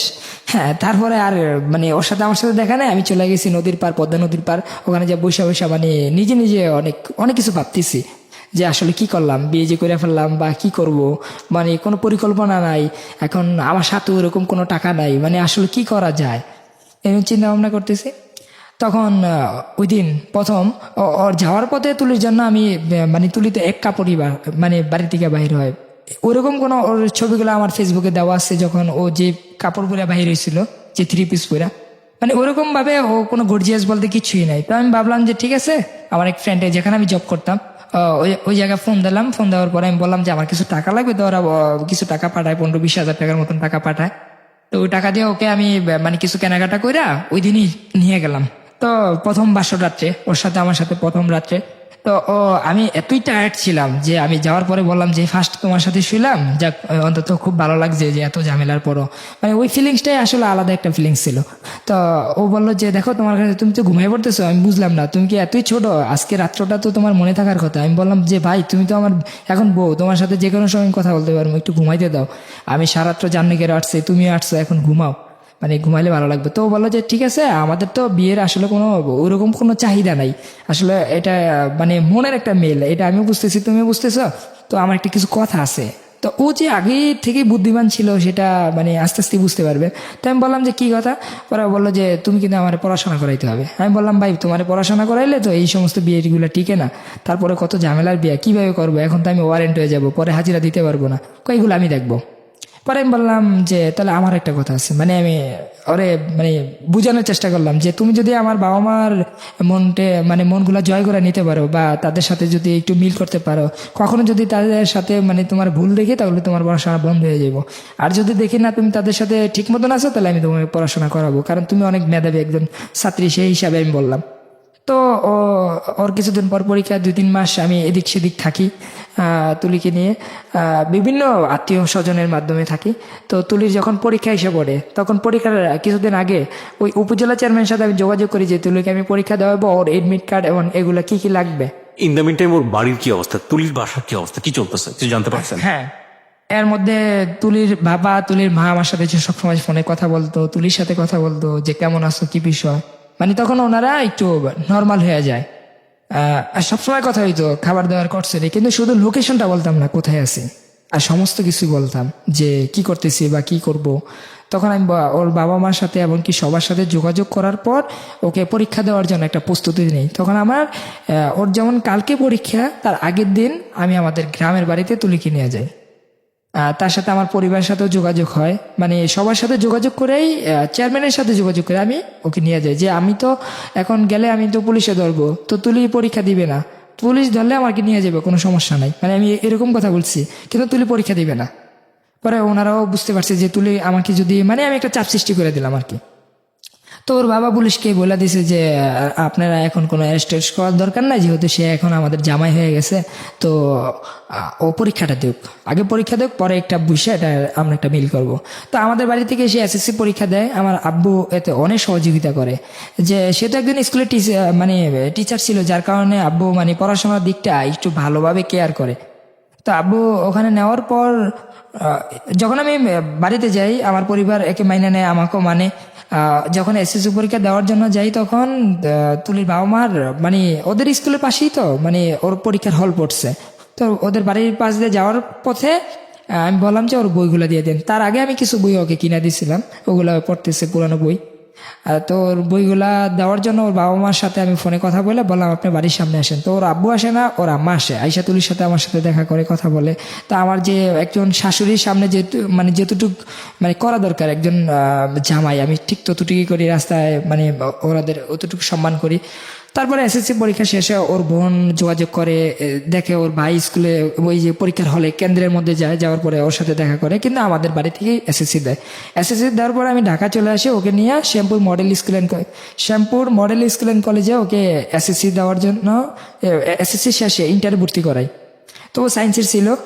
তো ইন্টারভিউ যখন ভর্তি করে তখন আমি একটা সমস্যা বললাম, সেটা হলো যে আমার পরিবার বলতেছে যে তুমি তো সমস্ত টাকা পয়সা হয়তো পরিবার থেকেই নিতেছো, তুমি তো কোনো কাজ টাজ করো না, তো তখন নিজেও পরীক্ষা দিবা এবং কি তোমার বউকে তুমি পড়াইবে, এটা তো হয় না।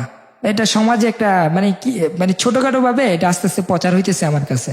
তো আমার কাছে খুব কষ্ট লাগছে। তো একদিন তুলিকে আমি জিজ্ঞাসা করলাম যে দেখো, হয়তো তুমি পড়ো না, আমি পড়ি, কারণ দুজনে পড়লে ভরণ পোষণ দিবে গে, আর কতদিন হয়তো আব্বু দিবে, আব্বুর অনেক টাকা আছে, থাকলেও কি মানে আমার কাছে মানে আমার তো কিছু নাই।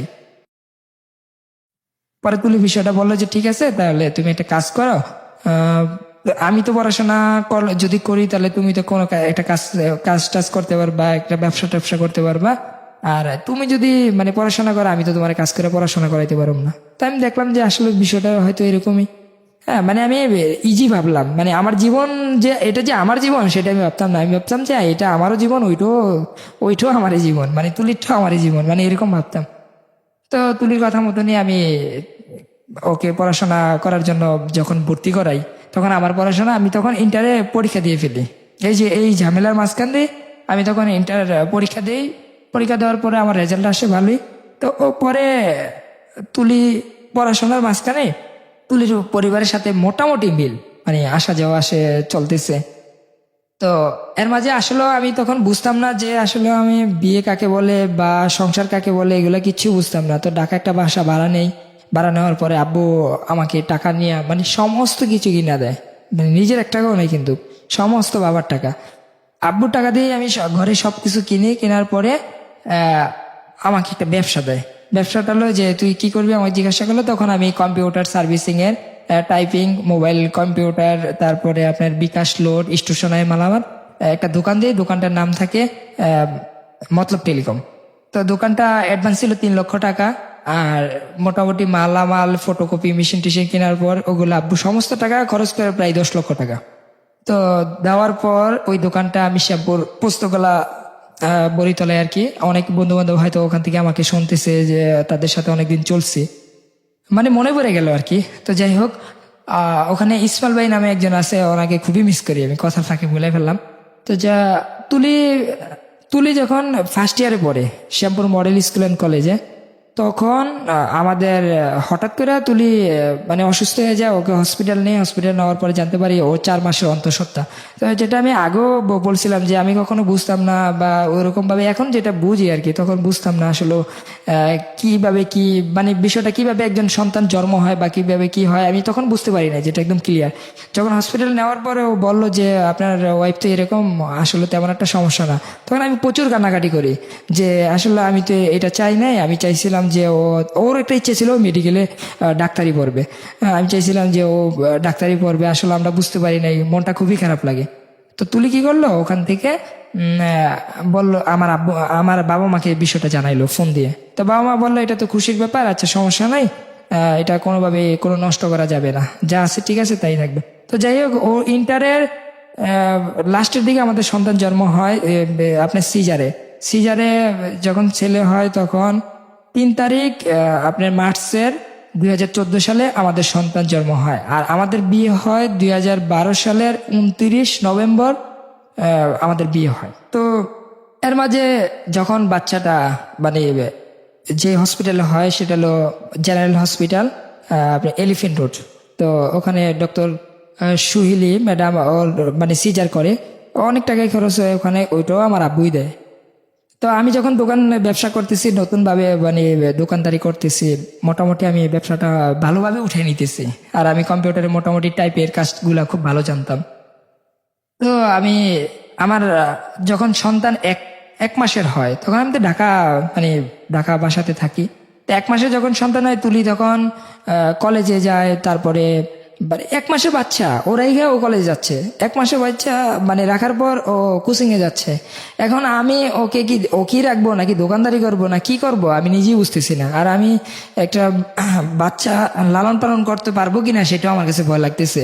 ও অনেক সময় মানে কাপড় চোপড় নষ্ট করে ফেলতে, এগুলো সব আমার ধুইতে হইতো, কারণ তুলি তো নাই।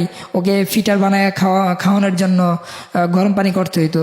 ওকে নিয়ে পরে অবশেষে আমি একদিকে দোকান নিয়ে সমস্যা পড়ে যায়, একদিকে বাসা নিয়ে সমস্যা পড়ে যায়। আবার তুলি এদিকে মানে ওর কি মনে হইতো না যে এটা ওর সন্তান, মানে এরকম মনে হইতো মাঝে মধ্যে আমার কাছে। তো আমি দোকানের মধ্যে ওই শ্যামপুরের মধ্যে, যারা শুনতেছে বর্তমানে তারা জানে, ওই মতলব টেলিকমটা এত একটা বড় একটা দোকান ছিল, মোটামুটি সবাই চিনে। ওই দোকানটার পিছনের সাইড আমি কিছু জায়গা করি, আর ওখানে ধুনলা বানায়া আমার সন্তানকে আমি ওখানে সব সকালবেলা নিয়ে যেতাম। আবার তুলি যখন কলেজ থেকে আসতো ও দোকান থেকে যে ও নিয়ে আসতো, হ্যাঁ কোনোদিন নিয়ে আসতো, কোনোদিন আমি নিয়ে আসতাম। এরকম ভাবে আমার সন্তানকে আমি দোকান থেকে মানে লালন পালন করি, দোকানে রাখি, বাসায় রাখি, মানে সবকিছু করতাম আমি। তো তুলি আসতো, আসার পর আমি বললাম না যে কোনো মা তার সন্তানের জন্য করে নাই, সেটা আমি বলি না। আমি বলতেছি যে করছে, যতটুকু পারছে ততটুকু করছে, কিন্তু ও সময় দিতে পারতো না। তবে আদর করতো, ও আদর করতো, আমিও করতাম। তো বেশিরভাগ আমার কাছেই ছিল। তো আমাদের সন্তান 1 মাসের যখন হয় তখন ওর মা ওনাদের নাতি দেখার জন্য আসছে। তা আমরা ইনভাইট আসছে, আমার বাবা মা বলছে ঠিক আছে আসেন। তো উনি অনেক দিন থাকার পরে তুলি মানে আমার সাথে ওর মায়ের সাথে একটা বিতর্ক হয়ে যায়। বিতর্ক বলে আমার মাও আসে, ওর মাও আসে, বলতেছে দেখেন আমার মেয়ে তো বয়স অল্প, আপনাদের ছেলের কাছে তো আসলে বিয়ে দিতাম না, এখন তো যাই বিয়ে হয়ে গেছে, সন্তান হয়ে গেছে, সবই বুঝলাম, এখন একটা কাজের লোক রাখেন যে কাজ করবে, আমার মেয়ে পারবে না কাজ করতে। কারণ আমার আম্মু বললো সে এই ঘরের বউ, সে কাজ করতে হবে, আর যদি সে না পারে সেটা আমরা দেখবো। হ্যাঁ আমাদের দেশে বাড়িঘর আছে, আমরা তো ওখানে রাখতেছি না, সে তাদের সুবিধার্থে পড়াশোনার জন্য এই যে সমস্ত টাকা পয়সা সব কিছুতে আমরা দিতেছি, তা আপনাদের সমস্যা কোথায়? আমার আম্মু বললো যে আমরা কাজের লোক রাখবো কেন, মানে আমাদের তো এটা প্রশ্নই আসে না, ওদের সংসার সুখের জন্য ওরা যেভাবে খুশি এভাবে থাকতেছে, আমরা কেন রাখবো? আপনার যদি মন চায় আপনার মেয়ে কাজ করতে পারবে না, তাহলে আপনি রেখে যান, কারণ সেটা আমাদের কোনো খেদমত করতেছে না, সে তার সন্তান এবং কি তার হাজবেন্ডের জন্য করতেছে, তা আমরা কি করব? মানে এইভাবে কথা একটা বিতর্ক হয়ে যায়। তখন এক প্রকার আমার খুব মানে প্রচন্ড মানে খারাপ লাগে যে আমার মাকে এইভাবে কথা বলতেছে, মানে উনি তো আসলে। তো তুলিকে আমি বললাম তুলি তোমার মায়ের কথাগুলো কি হয়, মানে এইভাবে যে আমার মাকে কথাগুলো বলতেছে। পরে ও আর মাকে বলল যে আপনারা আগেও এরকম করছেন, এখনো করতেছেন, আসলে আপনাদের জন্য কি এই সংসারটা টিকানো সম্ভব না মনে হয়, মানে এইভাবে করতেছেন। আপনি ফার্স্ট আসলেন আমাদের বাসায়, আর আসার পরই এইভাবে ঝগড়া হইলো, এখন আপনার জামাই তো মনে কষ্ট পাইছে, মানে এইভাবে বলতেছে। তো উনি কি করলো, উনি খুব বুদ্ধিমান ছিল আমার শাশুড়ি, সে কি করলো যে একটু হাসি খুশি দিয়া বললো যে আরে আমি এইভাবেই কথাগুলো বলছিলাম, একটা কাজ করেন আমাকে 1-2 লক্ষ টাকা ধার দিতে পারবেন, আমাদের একটা সমস্যা হয়েছে এই জন্য আসছি বিশেষ করে, মানে উনি প্রসঙ্গটা ওইভাবে নিয়ে গেল। তা আমার আম্মা বললো এটা আপনার জামাই আছে জামাইকে না বলবেন, আপনার মেয়ে আছে মেয়েকে বলেন, তারা যদি পারে দিবে, আর আমাদের কাছে চাইলে এটা আমার হাজবেন্ডকে জানাবেন, জিশানের বাবাকে জানাবেন, এটা তো আমি কিছু করতে পারবো না। পরে আমার শ্বশুর ওই টাইমে ফোন দেয় বলতেছে যে বাবা আমার তো একটা সমস্যা, কিছু মানে এলাকায় কিছু পুকুর, মানে পুকুর উনি চাষ করতো, এটা 2-3 বছরের জন্য। ওই পুকুরগুলা রাখার পরে আমার অনেক টাকা লস হয়ে যায়, এখন আমাদের মানে কিছু টাকা লাগবে। তো আমি জিজ্ঞাসা করলাম কত টাকা, তো উনি বললো যে বেশি না, আমার 1 লক্ষ টাকা হলে মানে কাজটা সমাধান হবে। তা আমার আব্বু ওই টাকাটা ওদেরকে ধার দেয়। তা আমরা ভাবলাম যে না, টাকা টুকা ধার নিছে আর এরকম কিছু হবে না, মানে একটু হেলোমেলো চিন্তা ভাবনা আর কি। যখন আমার সন্তানটা আস্তে আস্তে বড় হয়, মানে 1 মাসের হয়, আমি 1 মাসের দিক থেকে আমি বলি, তো আমি যখন গ্রামে চলে যাই, তো আমার ছোট ভাই তখন ঢাকাতে থাকে। ঢাকাতে ওকে নিয়ে আসি ক্লাস, ছোট ভাইয়ের নাম সজল। তো সজল ক্লাস 7 এসে ঢাকাতে শ্যামপুর মডেল স্কুল অ্যান্ড কলেজে ভর্তি হয় আর কি। তো ওখানে যখন ও ভর্তি হয় তখন ও শুধু ঢাকা থাকতো, মানে আমাদের ফ্ল্যাটে 2 রুম ছিল, আমার ছোট ভাই 1 রুমে ঘুমাইতো, মাঝে মধ্যে বাবা মা আসতো, আর আমরা 1 রুমে ছিলাম। তো একদিন সকাল ভোর আমার আম্মু, যখন আমি এখানে আরেকটা কথা ভাই, যে কি বলে ভাই, মানে বিষয়টা হলো এরকম, আমি বাচ্চাটাকে মানে লালন পালন করতে করতে আমার দোকানে ক্ষতি হয়ে যায়। তখন আমি কি করব, আমার আম্মুকে বিষয়টা বললাম, তো আম্মু ঢাকা চলে আসে, যে ঠিক আছে তোর আব্বু তো বাইরেই, তা আমি আর বাড়িতে থেকে কি লাভ, বাচ্চা ছোট ভাই তো ঢাকা চলে গেছে, তোর সাথেই থাকে, ঠিক আছে আমি আসতেছি। তো আমার আম্মু আসে, আসার পরে এই সমস্ত অবদান আমি দেখছি, যে একটা সন্তান কিভাবে মানুষ করতে হয় সেটা আমার মায়ের কাছে আমি দেখছি। তো আমার মা ওকে অনেক লালন পালন করে, গোসল করাইতো, সবকিছু করতো, আর তুলি পড়াশোনা নিয়ে খুব ব্যস্ত, আর আমি দোকান নিয়ে ব্যস্ত। একদিন আমি যখন গ্রামে চলে যাই, গ্রামে যাওয়ার পর আমি আমার আম্মু দেশে চলে যাই, আর আমার ছোট ভাই আর তুলি ঢাকা থাকে। তখন সন্তানটার বয়স পুরা ফুল 1 মাস। তো তখন ওর সাথে আমার কথা হইলো যে তোমার আব্বুকে বাজারে দেখছিলাম, সে বললো যে কোথায় যাও, তাই আমি বললাম আমার বোনেদের বাসায় তরমুজ দেবো, তো সেই জন্য গ্রামে আসছি। তার বললো যে তা আমাদের বাসায় তরমুজ দিয়ে যাও। তা আমি কি করলাম, ওখান থেকে তরমুজ কিনা মানে আমার শ্বশুরের হাতে ধরাই দিলাম যে আপনি নিয়ে যান। তো আমি তুলিকে বিষয়টা এইভাবে বলছি খোলামেলা, দেখো মানুষের শ্বশুর বাড়ির থেকে তরমুজ আনে, আর আজকে আমার দিতে হয়, যাই হোক তোমাকে ভালোবাসি বিদায়। তো আমার আম্মুর কাছে ফোন দিয়ে একটু যোগাযোগ নিও, কেমন আছে কি বিষয়। তখন ফুট করে মানে কোনো কথা নাই বাড়তি নাই, সে বলতেছে তোমার মা কে, আমি তো চিনি না, আমি তো তাদের সাথে কোনো মানে কথা বলার কোনো ওই নেই, আমি তোমাকে বিয়ে করছি, আমি তোমাকে চিনি, কে তোমার মা আর কে তোমার বাবা সেগুলো আমার জানার বিষয় না। মানে আমি মনে হয় যে আসমান থেকে বললাম, মানে এই বিষয়টা কি। পরে ওর সাথে আমার খুব বিরক্ত লাগে। পরে আমি বললাম তুমি কি ভুলে গেছো যে তুমি আমার সাথে সেই প্রথম রাত্রে বলছিলা যে তুমি পড়াশোনা করবা, আর আমার বাবা মার মনে কষ্ট দিলে বা আমাদের সংসারে ঝামেলা হলে তোমার পড়াশোনাটা বন্ধ হয়ে যাবো। এখন কি তুমি এটাই চাও, তুমি তো মেডিকেল পড়বা, তো তোমার কি কোনো কমন সেন্স বলতে কিছু নাই। পরে সে বললো যে না আমি তোমাকে চিনি, কোনো ইসলামের শরিয়াতে মানে আমাকে বুঝাইতেছে যে কোনো শ্বশুর শাশুড়ি খেদমত করার কোনো বউর কোনো এখতিয়ার নাই।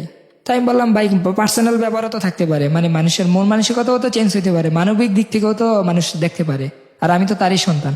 তো এইভাবে অনেক কথা কাটাকাটি হয়।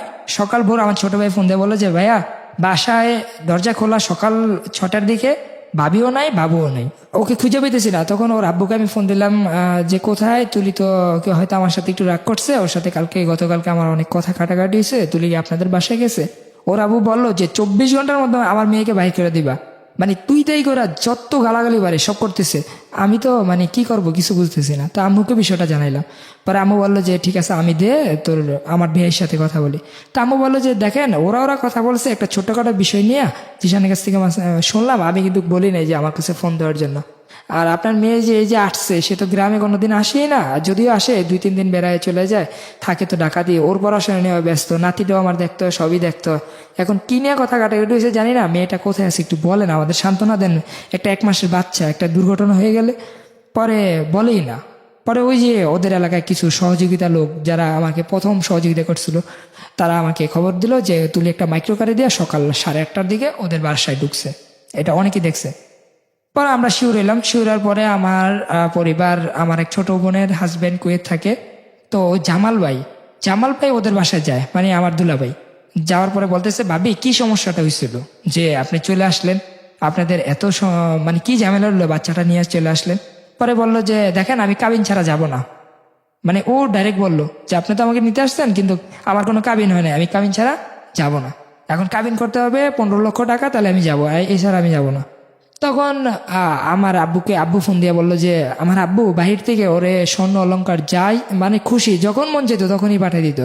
ওর এক একটা মোবাইল মানে খুব দামি দামি ছিল, ওর প্রত্যেকটা ড্রেস খুবই দামি দামি ছিল। এগুলা আমার তো সামর্থ্য ছিল না একটা দোকানদারি করে এগুলা করার জন্য, তা আমার আব্বুই করতো বেশিরভাগ। আর আমি যেটা করতাম প্রতি মাসে 20,000 15,000 টাকা ইনকামিং করলে এটা তো ঢাকা শহরে এইভাবেই খরচ হয়ে যায়। এর মাঝে ওর পড়াশোনা খরচ।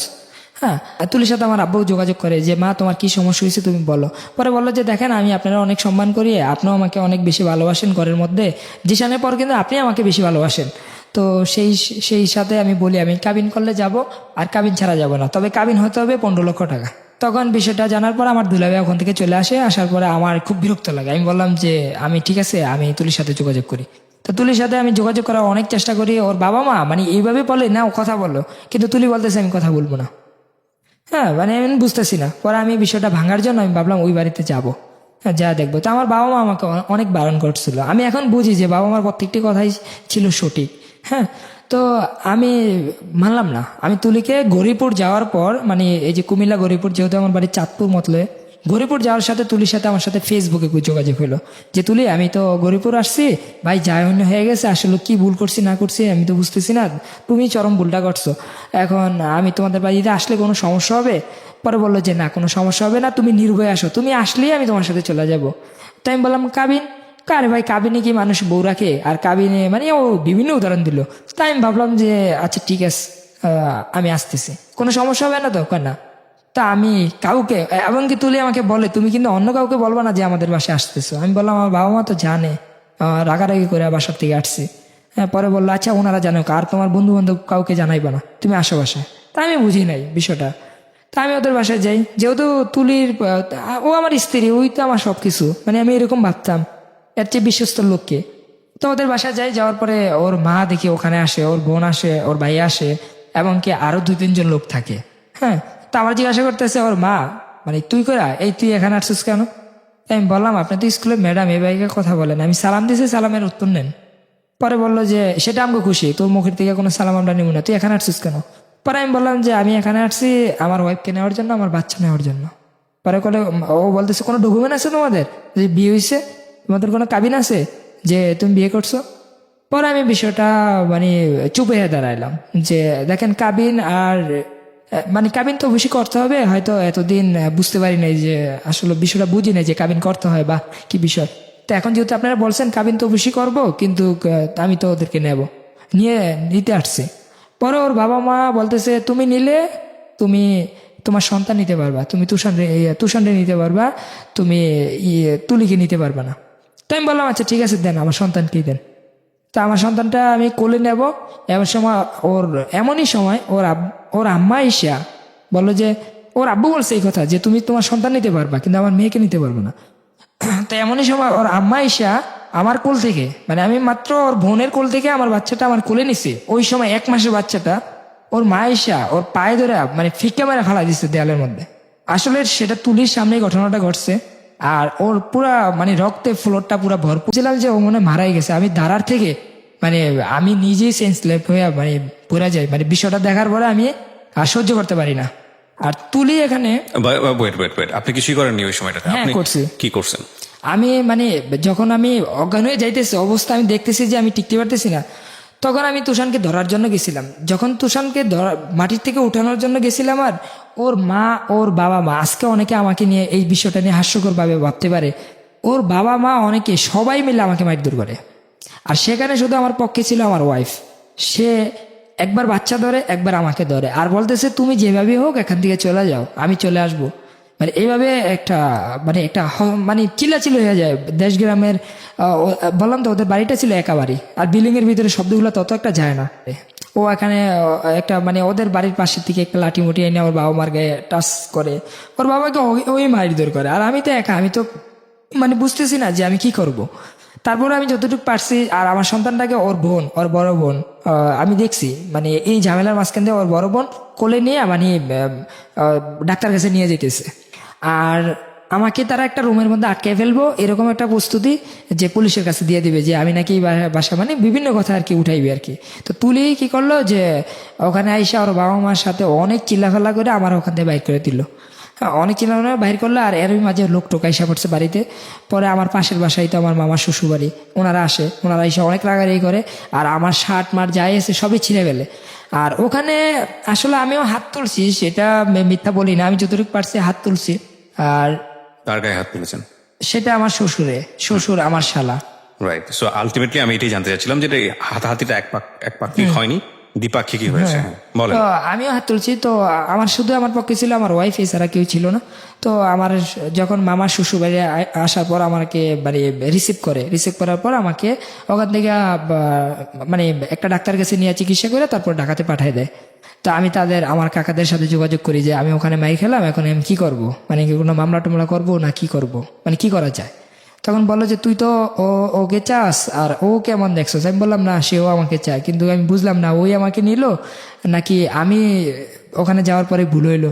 তো এগুলো নিয়ে কথা যখন বলতেছি তখন বললো ঠিক আছে, আমরা এত কিছু বলি না, উনি তো আর এলাকার কোনো মানে গুন্ডা বা কোনো রাজনৈতিক বিধি না ওর বাবা, ঠিক আছে আমরা যা জিজ্ঞাসা করবো কেন তোকে মারছে, বা তোরও তো ভুল হইতে পারে, না হয় তোর গায়ে হাত তুলবো কেন। তো ওখানে যাওয়ার পরে তুলি এটা ছোটখাটো একটা পঞ্চায়েতের মাধ্যমে ওখানে বিচার হয়। আমার পরিবার কেউ যায় না আমার সাথে, বললো যে না আমরা যাব না। কেন যাবে না, ওই যে আমাকে যাওয়ার জন্য না করছিল, বারণ করছিল, তারপর আমি গেছিলাম। হ্যাঁ, বিচার করার জন্য। তো তুলি সবার সামনে এসে বলতেছে বিচার টিচার কিছু হবে না, হ্যাঁ সবকিছু বন্ধ, কোনো বিচার হবে না, আমার বাবা মার বিচারও তুমি করতে পারবে না, আর তোমার বিচারও আমরা করতে পারবো না, এখানে সম্পূর্ণ ভুল আমার মায়ের। তো মায়ের বিচারটা আমি কিভাবে করব, তুমি পারলে জীবনে কোনো এক সময় করলে, এখন আমি চলে যাব। তো আর আমি যে চলে যাব, এখন আমারও একটু ভয় লাগতেছে, কারণ আমার বাবা মা তোমার গায়ের উপরে হাত তুলতেছে। ও বিচারের মাধ্যমে এসে এই কথাগুলো বলছে যে আমারও তো ভয় লাগতেছে তোমার কাছে যাইতে, কারণ এখন তো তোমার গায়ে হাত তুলছে আমার বাবা মা, তো তুমি যদি আবার সেটার প্রতিশোধ আমার উপর দিয়ে নাও, তার চেয়ে ভালো ভাই তোমারও কাবিন দরকার, আমারও কাবিন দরকার, চলো দুজনে মিলেই কাবিনটা করে ফেলি। তাই আমি বললাম আচ্ছা ঠিক আছে, বিষয়টা খারাপ না। আর ও বললো যে দেখো এই যে সন্তান নিতে আসছো, সন্তান দেয় নাই, যেহেতু কাবিন ছিল না, তুমি এটা দাবিও করতে পারতেছো না, মানে এরকম ভাবে যে একটা মামলা করবা, তার চেয়ে ভালো কাবিন করো, এটাই ভালো, আর এদের সামনে রেখেই কাবিন করো। তো আমি কাবিন করলাম, ওরা যে 15 লক্ষ টাকার মানে একটা বলে যে কাবিন করতে হবে, তখন আমি বললাম যে আমি সর্বোচ্চ 2 লক্ষ টাকা দিতে পারবো, এর বেশি আমি পারবো না, কারণ আমার পরিবার এখানে কেউই নাই, আমার কিছু গার্ডিয়ান আসছে কাকা, হ্যাঁ ওদের মাধ্যমে আমি 2 লক্ষ টাকার একটা প্রস্তাব রাখি, এর বেশি হলে আমি পারবো না, না হয় কপালে যা আছে আমি চলে যাবো, এছাড়া আমি পারবো না, আমার পরিবার নিয়েই আমি কাবিন করব। পরে ওরা রাজি হইলো। রাজি হওয়ার পরে আমি স্পষ্ট আকারে, মানে আমি বাংলা লেখা যে বুঝবো না সেটা তো স্যার ভাই আমি বুঝতে পারতেছি না, মানে ওখানে স্পষ্ট আকারে আমি লেখাটা দেখছি 2 লক্ষ টাকা। আজকে আমি এই জিনিসটা দিয়ে পরিষ্কার করতে চাই, যারা এখনো বিয়ে করে না এবং কি যারা কাবিন বিষয়টা বুঝে না, আমি তাদেরকে বলে দিই যেটা আমি মানে ভুক্তভোগী হয়েছি। মানে একটা কাবিন থাকে যেটা মেয়ের বাবার কাছে দেওয়া হয়, মানে আমার থেকে লিখিত নিয়ে, আর একটা বালাম বই থাকে যেখানে আমরা মানে চোখ বন্ধ করে মানে সাইন করি। তা আমার যে ঘটনাটা ঘটে, যে আমাকে বলে এই যে এখানে দেখছো না 2 লক্ষ টাকা, আমি বললাম হ্যাঁ, তো 2.5 লক্ষ টাকা কাবিন, 50,000 টাকা উসুল, আর 2 লক্ষ টাকা বাকি। 2 লক্ষ টাকা কাবিনটা পরবর্তীতে আমরা একটা যে বালাম বইয়ের মধ্যে কাজী বললো যে তুমি এখানে একটা সাইন দাও, যে সাইনের মধ্যে লেখো যে তোমাদের বিয়ে হয়েছে, যে একটা আমাদের একটা ডকুমেন্ট সরকারি ঘরে যাবে। তো আমি চোখ বন্ধ করে ওখানে সাইন দিয়ে দিছি, কিন্তু পরবর্তীতে মানে জানতে পারছি যে ওইটা আমাদের কাবিন প্রথমটা ছিল ফলস, আর দ্বিতীয় যেখানে আমি সাইন দেই ওখানে কাবিন করে 4 লক্ষ টাকা আর 50,000 টাকা উসুল দেয়।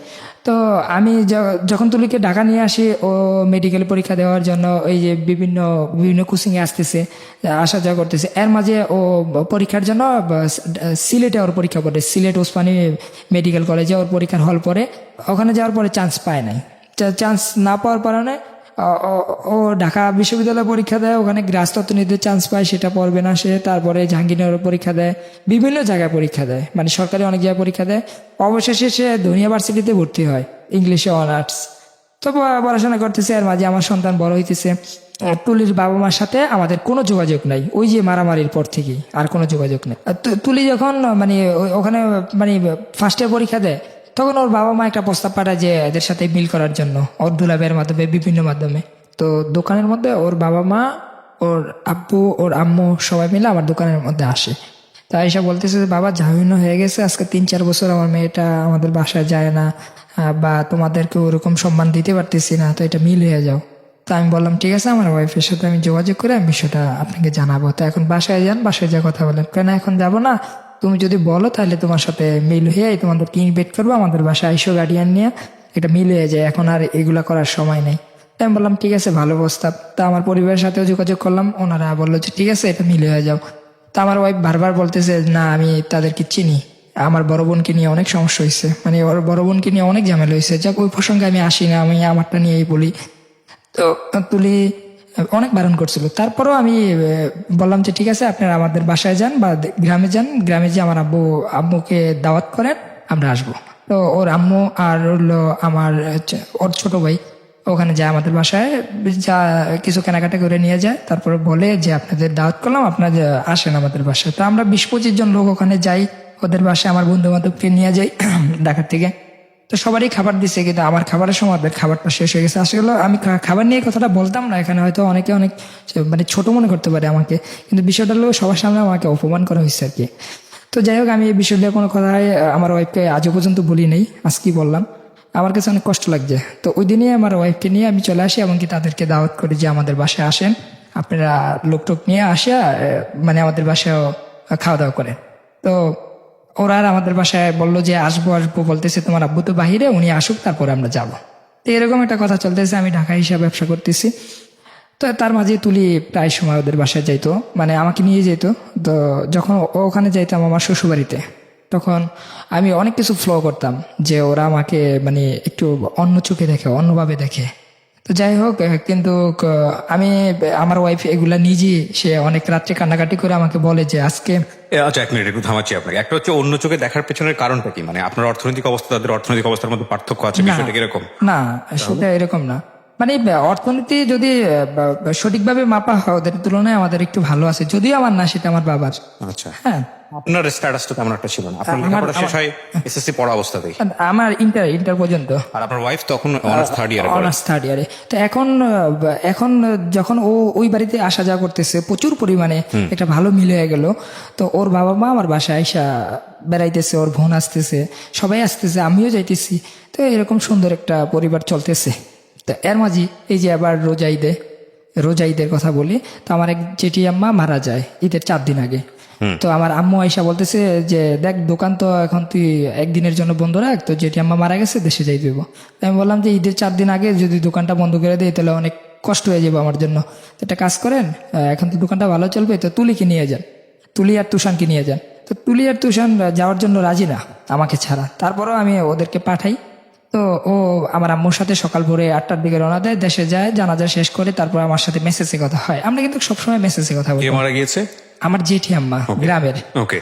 তো তুলি ওখানে যাওয়ার পরে আমাকে সবকিছু আপডেট জানাচ্ছে যে মেসেজের মাধ্যমে কোথায় কি করতেছে। তো হঠাৎ করে আমি যখন ও এখান থেকে যায়, তো ওর সাথে আমার সাথে আজকে এই যে 1 বছর মিল হয়েছে, আমার পরিবারের সাথে একটা বিষয় নিয়ে দ্বন্দ্ব হইতো সবসময়।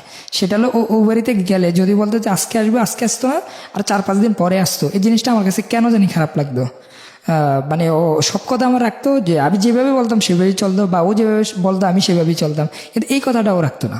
তো এটা নিয়ে আমি আম্মুকে যখন তুলি আমার বাসার থেকে যায়, তখন আমি সকালবেলা আম্মুর সামনে বলি যে এবার আর আশিনপুর পাঠাবেন না, মানে আমার শ্বশুরবাড়িতে তুলিকে দিবেন না। হ্যাঁ, তো আর যদি দিতে চান তাহলে আমার সাথে যোগাযোগ করবেন। তুলিকে বললাম ঠিক আছে, তুলিকে বললো যে হ্যাঁ তুমি যেটা বলবা সেটাই। তো ও বাড়িতে যাওয়ার পরে মেসেজে কিন্তু আমার সাথে যেভাবে কথা বলতেছে আমি কিন্তু বুঝতে পারছি ওর মনটা খারাপ। তো আমি প্রশ্ন করলাম ঈদের 2 দিন আগে যে তোমার মনটা প্রচুর খারাপ কেন, তুমি বুঝতে পারছো? আমি বললাম হ্যাঁ। অনেক বছর তোমাদের বাড়িতে থেকে ঈদ করতেছি, এবার যদি আমাদের বাড়িতে ঈদ করতাম হয়তো ভালো লাগতো। তো আমি বিষয়টা মানে খুব গুরুত্বপূর্ণ ভাবে মানে মাথায় রাখি। তো ওরা আমি মেসেজ দিয়ে বললাম ঠিক আছে তুমি বাবা মার সাথে আমাকে বইলা তুমি চলে যাও, ওখানে ঈদ করো। তো অনেক খুশিতে ওই দিনে বিকালে বললো তাহলে আমার আরেকটা কথা রাখো, আমি আজকেই চলে যাই। বললাম আজকে কেন?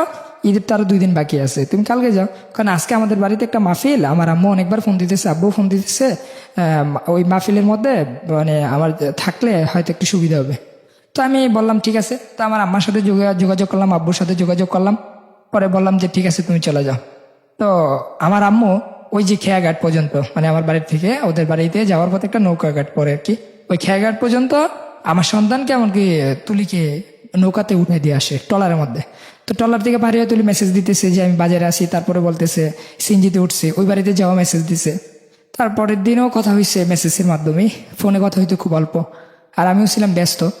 তারপর ওদের ঈদ হইল। তো ঈদের দিন এই প্রথম আমি ঈদে বাড়িতে যাই না। এই কারণে আমার টাকা পয়সাটা একটু, আমি আগেও বললাম যে আমার দোকানে একটু সমস্যা চলতেছে, মানে দোকানটা ফটোকপি মেশিন নষ্ট হয়ে গেছে, কম্পিউটার নষ্ট হয়ে গেছিলো, এগুলো নিয়ে আমি খুব মন খারাপ যে এখন যদি দোকানটা বন্ধ থাকে তাহলে আমার জন্য খুবই সমস্যা পড়ে যায় মধ্যে। তাছাড়া ওর সামনে আবার এডমিশন ফি দিতে হইব, মানে এরকম অনেক চিন্তা ভাবনা পড়ে যায়।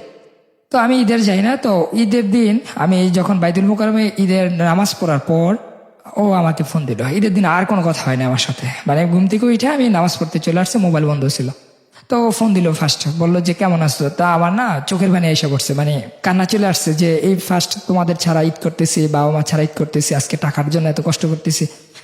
তো আসলে তোমরা ওইভাবে বুঝো না, এই যে ওই বাড়িতে গেছো, এখন আব্বু তো ফোন দিয়ে আমার সাথে অনেক রাগারাগি করতেছে, বলতেছে যে আমি বউর জন্য কাপড় চোপড় আনলাম, নাতির জন্য আনলাম, এখন বউরে তুই পাঠাই দিলি, এখন আমি কোন দিকে যেতাম। পরে সে বললো যে আমি তোমার জন্য কান্নাকাটি করি আর তুমি তোমার বাবা মার জন্য কান্নাকাটি করো, এত বাবা মার ভক্ত আমি কখনো দেখিনি। তো আমি এটা বলার পরে আমার একটু বিরক্ত লাগে, তাই আমি বললাম যে এটা কেমন কথা। মানে ওর সাথে আমার সাথে ফোন একটু তর্কের মতনই চলতেছে। তাই আমি বুঝতে পারলাম আজকে ঈদের দিন, যাক ওর সাথে তর্ক করবো না। তাই আমি বললাম যে দেখো ভাই, আজকে ঈদের দিন, আজকে তর্ক করবো না, আমি কালকে আসতেছি, তুমি কালকে আমাদের বাড়িতে চলে আসো। পরে বললো হ্যাঁ তুমি তো আমাকে মানে বলেই দিছো ঈদের পরের দিন তোমাদের বাড়িতে যাইতে তো হবেই, তো ঠিক আছে।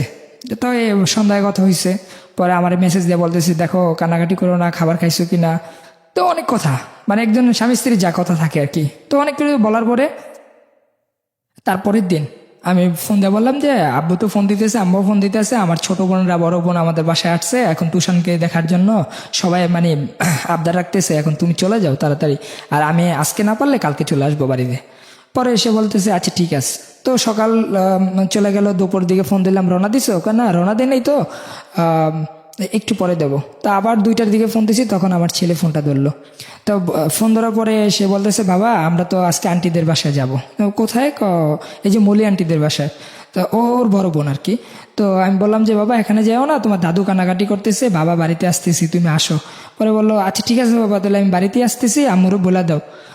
তো আমি বললাম তোমার আম্মু কোথায়? ও তো ওয়াশরুমে, তো আসলে দেবো নে।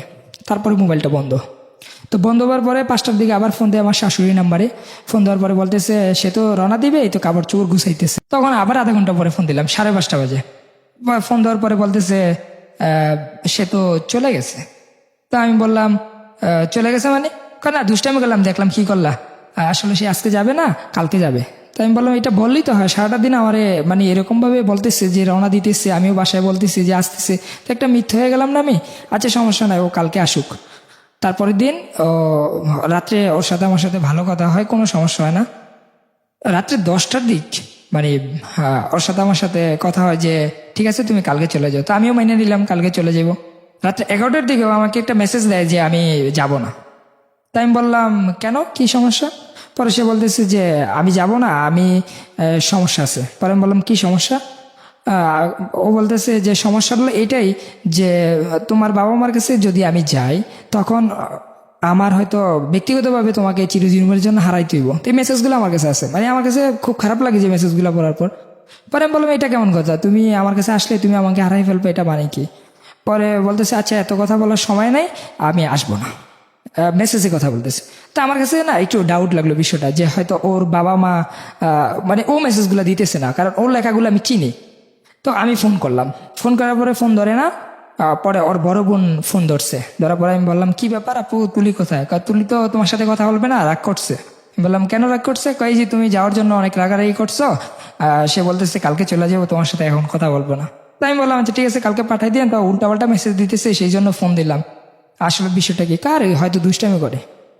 তা আমি আর কিছু বললাম না। তারপরের দিন সকাল 10টার দিকে ফোন দিতেছি, তখন আমার ওয়াইফের মোবাইল বন্ধ। তখন আমার শাশুড়ির নাম্বারে ফোন দিলাম, আমার জ্যাঠুসের নাম্বারে ফোন দিলাম, শ্বশুরের নাম্বারে ফোন দিলাম। সবাই বলতেছে সে চলে গেছে। তো আমি বললাম চলে গেছে তো সাথে আর কোনো ব্যাগ টেক নিছে? না কাপড় চোপড় ব্যাগ তো তোমাদের বাসায় রেখে আসছে, আর ও পার্স ব্যাগ নিয়ে গেছে, আর তুষার নিয়ে গেছে। তা আমি একবার বাড়িতে ফোন দিই, একবার ঢাকা বাসায় আসি, দেখি কোথায় সে আসে নাই।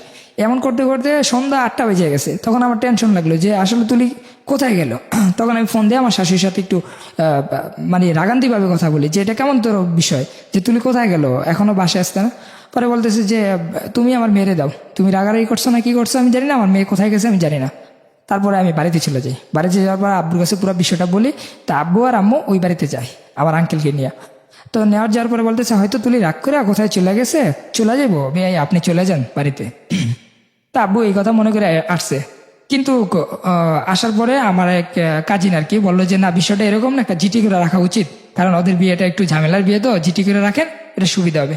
তা আমি বলছিলাম, কিন্তু আব্বু বললো যে আরে না, এই বসে কিসে জিটি মিটি, হয়তো তুলি একটু মানবিকভাবে আমার ছেলের সাথে তো রাগ করছে, এটা তো রাগ করার কথা না, ওর সামনে পরীক্ষা, এখন কোথায় গেল। তেমন করতে করতে 2-3 দিন চলে গেল।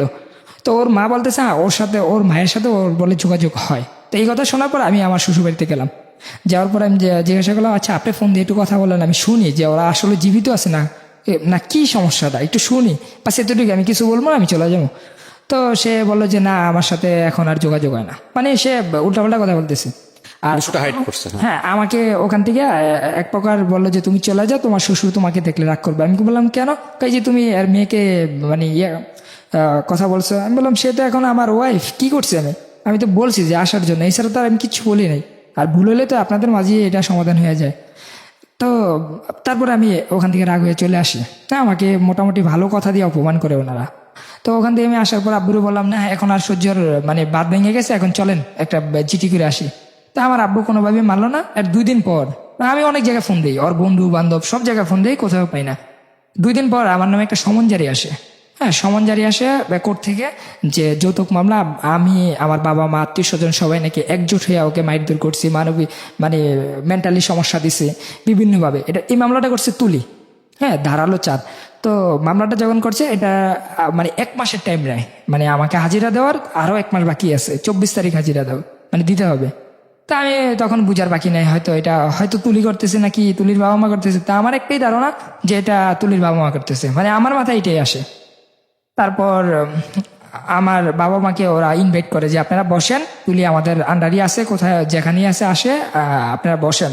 তারপরে বললো যে ও মামলা করে দিয়েছে, এখন আমরা বসবো কেন, বসার তো কোনো মানি হয় না, আপনার মামলা করার আগেই বলতেন। পরে বলতেছে না, মামলা তো করছি জিশানকে বুঝানোর জন্য যে ও আর জিশান আর তুলি এখন আর মিল নাই, মানে তুলি জিশানকে এখন আর ভালোবাসে না, সেই জন্য মামলাটা করছি, মামলা উঠে ফেলবো, এখন বসেন, বসে ডিভোর্সের টাকাটা দিয়ে যান, আর সন্তান 2 বছর পর নিয়ে যান। তো আমার আব্বু বললো ঠিক আছে, এটা ভালো একটা প্রস্তাব দিয়েছেন, সমস্যা নাই, আপনি একটা কাজ করেন, তাহলে তুলিকে সামনে রাখেন, তুলি কথা বলবে, বাস আমরা মাইনে আসবো। হ্যাঁ, ডিভোর্স হয়ে গেলে তো টাকা দিতেই হবে, মেয়ে যদি না থাকে আমরা তো জোর করে আনতে পারবো না। তবে ওর জন্য আমি অনেক কিছু করছি, সে আমার সামনে এসে বলুক যে আব্বু আমি আর আপনাদের বাসায় যাব না, বা আপনার ছেলের এই সমস্যা। তো সে যে আমাকেও লাগছে যে আমিও মারধর করছি। তো সে আমার সামনে আসুক, না সে সামনে আসবে না, সে দূরেই থাকবে, দূরে থেকে ডিভোর্স লেটার দিয়ে দেবে, আপনি শুধু কাগজটা নিয়ে যাবেন আর টাকাটা দিয়ে যাবেন। পরে বললো যে কাবিন কত হয়েছে, আব্বু জিজ্ঞাসা করলো। তখন বলো 3.5 লক্ষ টাকা। তখন তো আমি তো হতবাক যে আমি তো 2 লক্ষ টাকা করছি। পরবর্তীতে বুঝতে পারলাম যে আমার কাবিনটা ডুপ্লিকেট করা, যে যেভাবেই হোক তারা 3.5 লক্ষ টাকা করছে। তুলি যখন এখন আমি তুলিকে কোনোভাবেই খুঁজে পাইতেছি না। 24 তারিখে আমরা বসি, এই হাজিরা দেওয়ার জন্য যাই। তো যাওয়ার পরে কোর্টে অনেক সাক্ষী ওনারা নেয় যে আমরা মারধর করছি, ওখানে বৈশা বিচারাচার করছি, এরকম অনেক কিছু লিখছে। তো যখন ম্যাজিস্ট্রেট ছিল মহিলা, তো উনি বলতেছে কি ব্যাপার, তুমি কি আরে মারধর করো। আমি বললাম যে একটা ডকুমেন্ট দেখান আমাকে যে আমি ওকে মারধর করছি কিনা, শুধু একটা দেখান তাইলে হবে। পরে বললো যে আচ্ছা তোমার কোনো সাক্ষী আছে? কয় স্যার মারধর করে না তো, কিন্তু মেন্টালি সমস্যা দেয়, মানসিকভাবে সমস্যা দেয়, আমার পড়াশোনার সমস্যা হয়। পরে আমি বললাম পড়াশোনার সমস্যা হয় স্যার, আমি তো ক্লাস 10 থেকে অনার্স পর্যন্ত পড়াশোনা করাইতেছি, যদি সমস্যা দিতাম এতটুকু পড়লো কিভাবে। পরে ও বলতেছে না, এগুলো সব আমার বাবার টাকা, ও কখনো টাকা দিত না, ওর বাবাও দিত না, মানে এখন ও সম্পূর্ণ বিপক্ষে কথা বলতেছে আমার।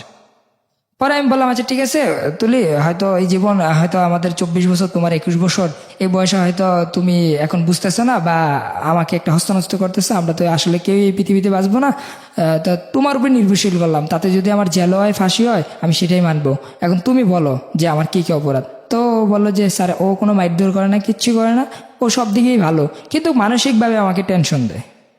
তো তারপরে বললো ঠিক আছে, তো আমাকে বিল কেটে দিল, যেটা জেলে পাঠাই দিল।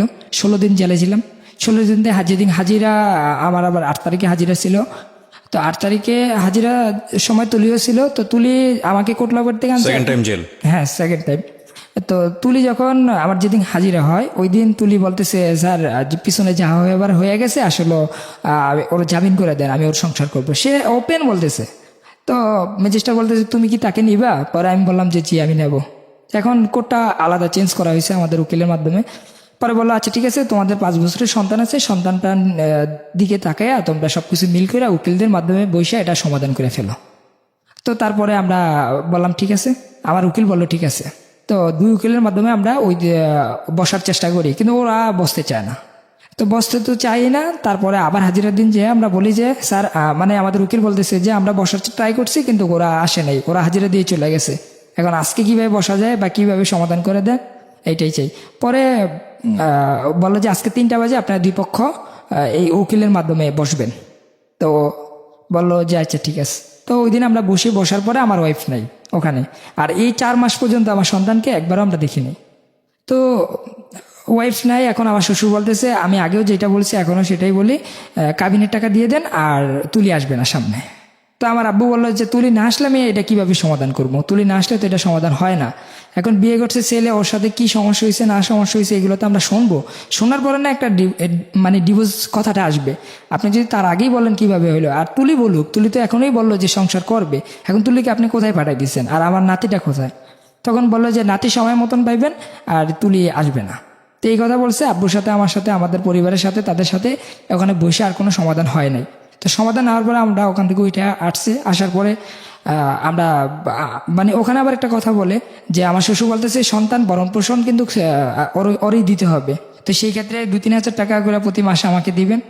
তো আমাদের উকিল বলতেছে না, আমরা হাতে হাতে কোনো টাকা দেবো না, আমরা সরাসরি মানে কোর্টের মাধ্যমে এটা সমাধান করব। এই পর্যন্ত বইলা উঠা মানে ওখান থেকে উঠছে। এখন আমার হাজিরা 26 তারিখে। তো ওখানে গেলে মানে কি হবে সেটা এখনো বলতে পারতেছি না। তবে এর মাঝে আমি নিজে ব্যক্তিগতভাবে উকিলদের সাথে যোগাযোগ করার পর যে আমার সন্তানটা আমি কিভাবে দেখি, হোক ডিভোর্স অথবা যেটা মনে সেটাই হোক, কিন্তু আমি তুলিকে চাই। হ্যাঁ, আমি যদি তুলি না আসে আমার তো কিছু করার নাই, কিন্তু আমার সন্তানটা আমি কিভাবে দেখবো বা ওর সাথে কিভাবে যোগাযোগ করব। তখন সে বললো যে তুমি একটা মামলা করতে পারো তোমার সন্তান দেখার জন্য। তখন আমি সেটা করি যে আমার সন্তান দেখার জন্য আমি কিভাবে যা যা দরকার আর কি উকিলদের মাধ্যমে আমি একটা মামলা করি। তো ওই মামলাটা মানে উঠবে 26 তারিখে। তুলি যখন আসবে তুলিকে বলে দিব যে তোমার সন্তানকে নিয়ে তুমি কোর্টে আসো, আর তুলি যদি কি বলে সেটা হলো মেন বিষয়। তুলি গতবারও বলছিল যে সংসার করবে, এখন বাকিটা আল্লাহ ভালো জানে যে কি হয়। কি হচ্ছে আপনার গল্প? জি, কেন বললেন এই গল্পটা? এই গল্পটা শুধুমাত্র পড়তে মানে বলার জন্য আসছে, আমার সন্তান যখন বড় হবে, হ্যাঁ সে যেমন এখন তো সবাই জানে যে আমি হয়তো ভুল করছি, অনেক ভুল করছি, হ্যাঁ, কিন্তু আমি কিন্তু আসলে ওরকম ভাবে আমি চাই নাই যে একটা সংসার নষ্ট হয়ে যাক বা নষ্ট হওয়ার কোনো কাজগুলো আমার মনে হয় না যে আমি করছি। দেখেন, প্রথম কথা হচ্ছে কি, আপনাদের সংসার নষ্ট হোক এটা যদি আপনারা না চান, তাহলে এখানে বাকি যে বিষয়গুলো নিয়ে আপনি কথা বলেছেন সে বিষয়গুলো একেবারেই প্রয়োজন নাই, মানে মুখ্য না। প্রথম কথা হচ্ছে একটা, আমাদের এই একটা বড় সমস্যা, যখন আমরা একমাত্র সিক্রেটস অনুষ্ঠানে এটা হয়, একটু ডিফারেন্ট টাইপ অফ স্টোরি, যখন মানুষ ওখানে নিজের ভুল বলতে আসে তখন শুধু ভুলই বলে। এছাড়া জীবন গল্পের ক্ষেত্রে আমরা যেটা দেখি যে অলওয়েজ একজন মানুষ যখন বলছে সে নিজেকে প্রমাণ করছে আমি ভিকটিম, আমার কোনো দোষ নাই। সো আপনার ক্ষেত্রেও জিনিসটা সেটাই হয়েছে। আপনি আগাগোড়া যেটা বলেছেন সেটা হচ্ছে আপনি ভিকটিম, আপনার কোনো দোষ নাই। তুলিকে কিছুটা সেভ করেছেন, ওর বাবা মাকে দোষ দিয়েছেন, এবং শেষ পর্যন্ত তুলির সাথে আপনি সংসার করতে চান, এটাই হচ্ছে মূল কথা। আপনি যেহেতু সংসার করতে চান সেটা খুব ভালো, আমি মনে করি। আপনার স্ত্রী যদি সংসার করতে চায়, আর বিষয়টা যেহেতু কোর্টের বিচারাধীন অবস্থায় আছে, সুতরাং মহামান্য আদালত যে সিদ্ধান্ত নিবে সেটাই সিদ্ধান্ত। এখানে আমাদের কিছুই বলার নেই। আমি শুধু একটা জিনিসই একটু বলতে পারি, সেটা হচ্ছে পুরো গল্পের প্রেক্ষাপট থেকে যদি গল্পটাকে মূল্যায়ন করি, তাহলে আমার কাছে কেন জানি মনে হয়, এটা আমার ব্যক্তিগত অভিমত, আমি যারা লিসনার যারা শুনছেন তাদেরও ব্যক্তিগত অভিমত থাকতে পারে, সেই জায়গাটা থেকে বলবো যে আমার এই গল্পে আপনি যে কথাগুলো বলেছেন নিজেকে এক ধরনের সাফাই করে, আপনি পুরোপুরি সাধু, এটা আমি বিশ্বাস করি না। এটা তো আমি প্রথম কথা হচ্ছে এটা, আপনি যদি পুরোপুরি সাধু হতেন তাহলে আপনার স্ত্রী কোর্ট পর্যন্ত যেত না, ঠিক আছে, এবং আপনার স্ত্রী মামলা মোকদ্দমা পর্যন্ত যেত না, এত বছর সংসারও করতো না। আর দ্বিতীয় কথা হচ্ছে আপনার হাত ধরে বের হয়ে আসার পরে এত বড় রিস্ক নিয়ে এত ভালোবেসে আবার এইরকম একটা জায়গায় সে যেত না। সুতরাং আপনার মধ্যে অবশ্যই সমস্যা আছে, এটা হচ্ছে একদম অ্যাজাম্পশন। এর বাইরেও পৃথিবীতে অনেক কিছু ঘটে, আপনি যেটা বলছেন আপনি তার চেয়েও ভালো মানুষ হতে পারেন, বাট আমাদের নর্মাল অ্যাজাম্পশন হচ্ছে এটা, নাম্বার 1। নাম্বার 2 যেটা, সেটা হচ্ছে যে এই ধরনের বিয়ে করার ক্ষেত্রে আপনি যে 2বার জেল খাটলেন, তাই না, এই ধরনের বিয়ে করার ক্ষেত্রে আমার মনে হয় আমাদের যারা আজকে জীবন গল্পটা শুনেছেন, লিসনার যারা আছেন, তারা একটু চিন্তা করতে পারেন যে বিয়ে ব্যাপারটা আসলে দুটো পরিবারের বন্ধন। একেবারে পরিবারকে সাইড করে দিয়ে একটা বয়স, আপনি তো মেয়েটাকে বিয়ে করার আগেই একটা বোধহয় ডিভোর্স লেটার পেয়েছেন। হ্যাঁ, কি আশ্চর্য বিষয়, যে মেয়েকে বিয়ে করার আগেই ডিভোর্স লেটার পেয়ে গেল, এবং সেই মেয়ে ঘরে আসলো এবং তাকে বিয়ে করার পরে তো জেল খাটলেন। হ্যাঁ। বিয়ে করার পরে জেল খাটলো এবং সেখানে হ্যাঁ, কাবিন ছিল না। বিয়ে করার আগে জেল কাটছি। বিয়ে করার আগে জেল খাটলো, ডিভোর্স লেটার পেলো এবং সেখানে সেই বিয়েতে আবার কাবিন ছিল না।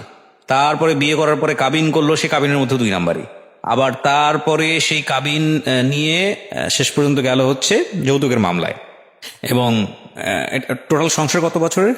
6 বছর প্লাস। 6 বছর প্লাস। আপনার বাচ্চার বয়স কত? 4.5 বছর প্লাস। তো আমি যেটা বুঝি সেটা হচ্ছে যে 6 বছরের মধ্যে অনেক কিছুই ঘটেছে যেটা ভালো কিছু না। হ্যাঁ, একটা জিনিস আমার কাছে খুব ভালো লেগেছে, যেটা সত্যি হয়ে থাকলে আমি মনে করি এটা একটা ভালো কাজ আপনি করেছেন। সেটা হচ্ছে আপনি নিজে পড়াশোনা করেছেন কলেজ লাইফ পর্যন্ত, কিন্তু আপনার স্ত্রীর পড়াটা আপনি বাদ দেননি। আপনি তাকে পড়াশোনার সুযোগ দিয়েছেন। এই পয়সাটা কে দিয়েছে আমি জানি না, এটা আপনি বলেছেন আপনি দিয়েছেন। আপনার স্ত্রী যদি এখানে আমার থাকতো, বাবাও সহযোগিতা করছে। না কিন্তু আপনার স্ত্রী যদি থাকতো তাহলে হয়তো বিষয়টা আরো ভালো হতো। আমি এখানে যিনি ওনার ওয়াইফ তুলি, তাকে বলবো যে উনি এসে একপাক্ষিকভাবে কথাগুলো বলেছেন মানেই যে আমরা এটা সম্পূর্ণ সত্য মেনে নিচ্ছি, বিষয়টি এরকম না। খুব ভালো হয় যদি আপনি নিজেও আসতে চান। আপনি যদি মনে করেন যে না আমারও কিছু বলার আছে, সেই দরজা সব সময় খোলা থাকবে, আপনি যে কোনো সময় চলে আসতে পারেন। ওনার গল্পের প্রেক্ষাপটে যদি আপনার কিছু বলার থাকে আপনি আসবেন, আমরা আপনার গল্পও প্রচার করব। এবং আমি আবারও বলছি যে ও যেটা বলল সেটাই যে সবাই বিশ্বাস করবে বিষয়টা এরকম না। আমি মনে করি এটা একটা দ্বিপাক্ষিক সমস্যা, পারিবারিক সমস্যা।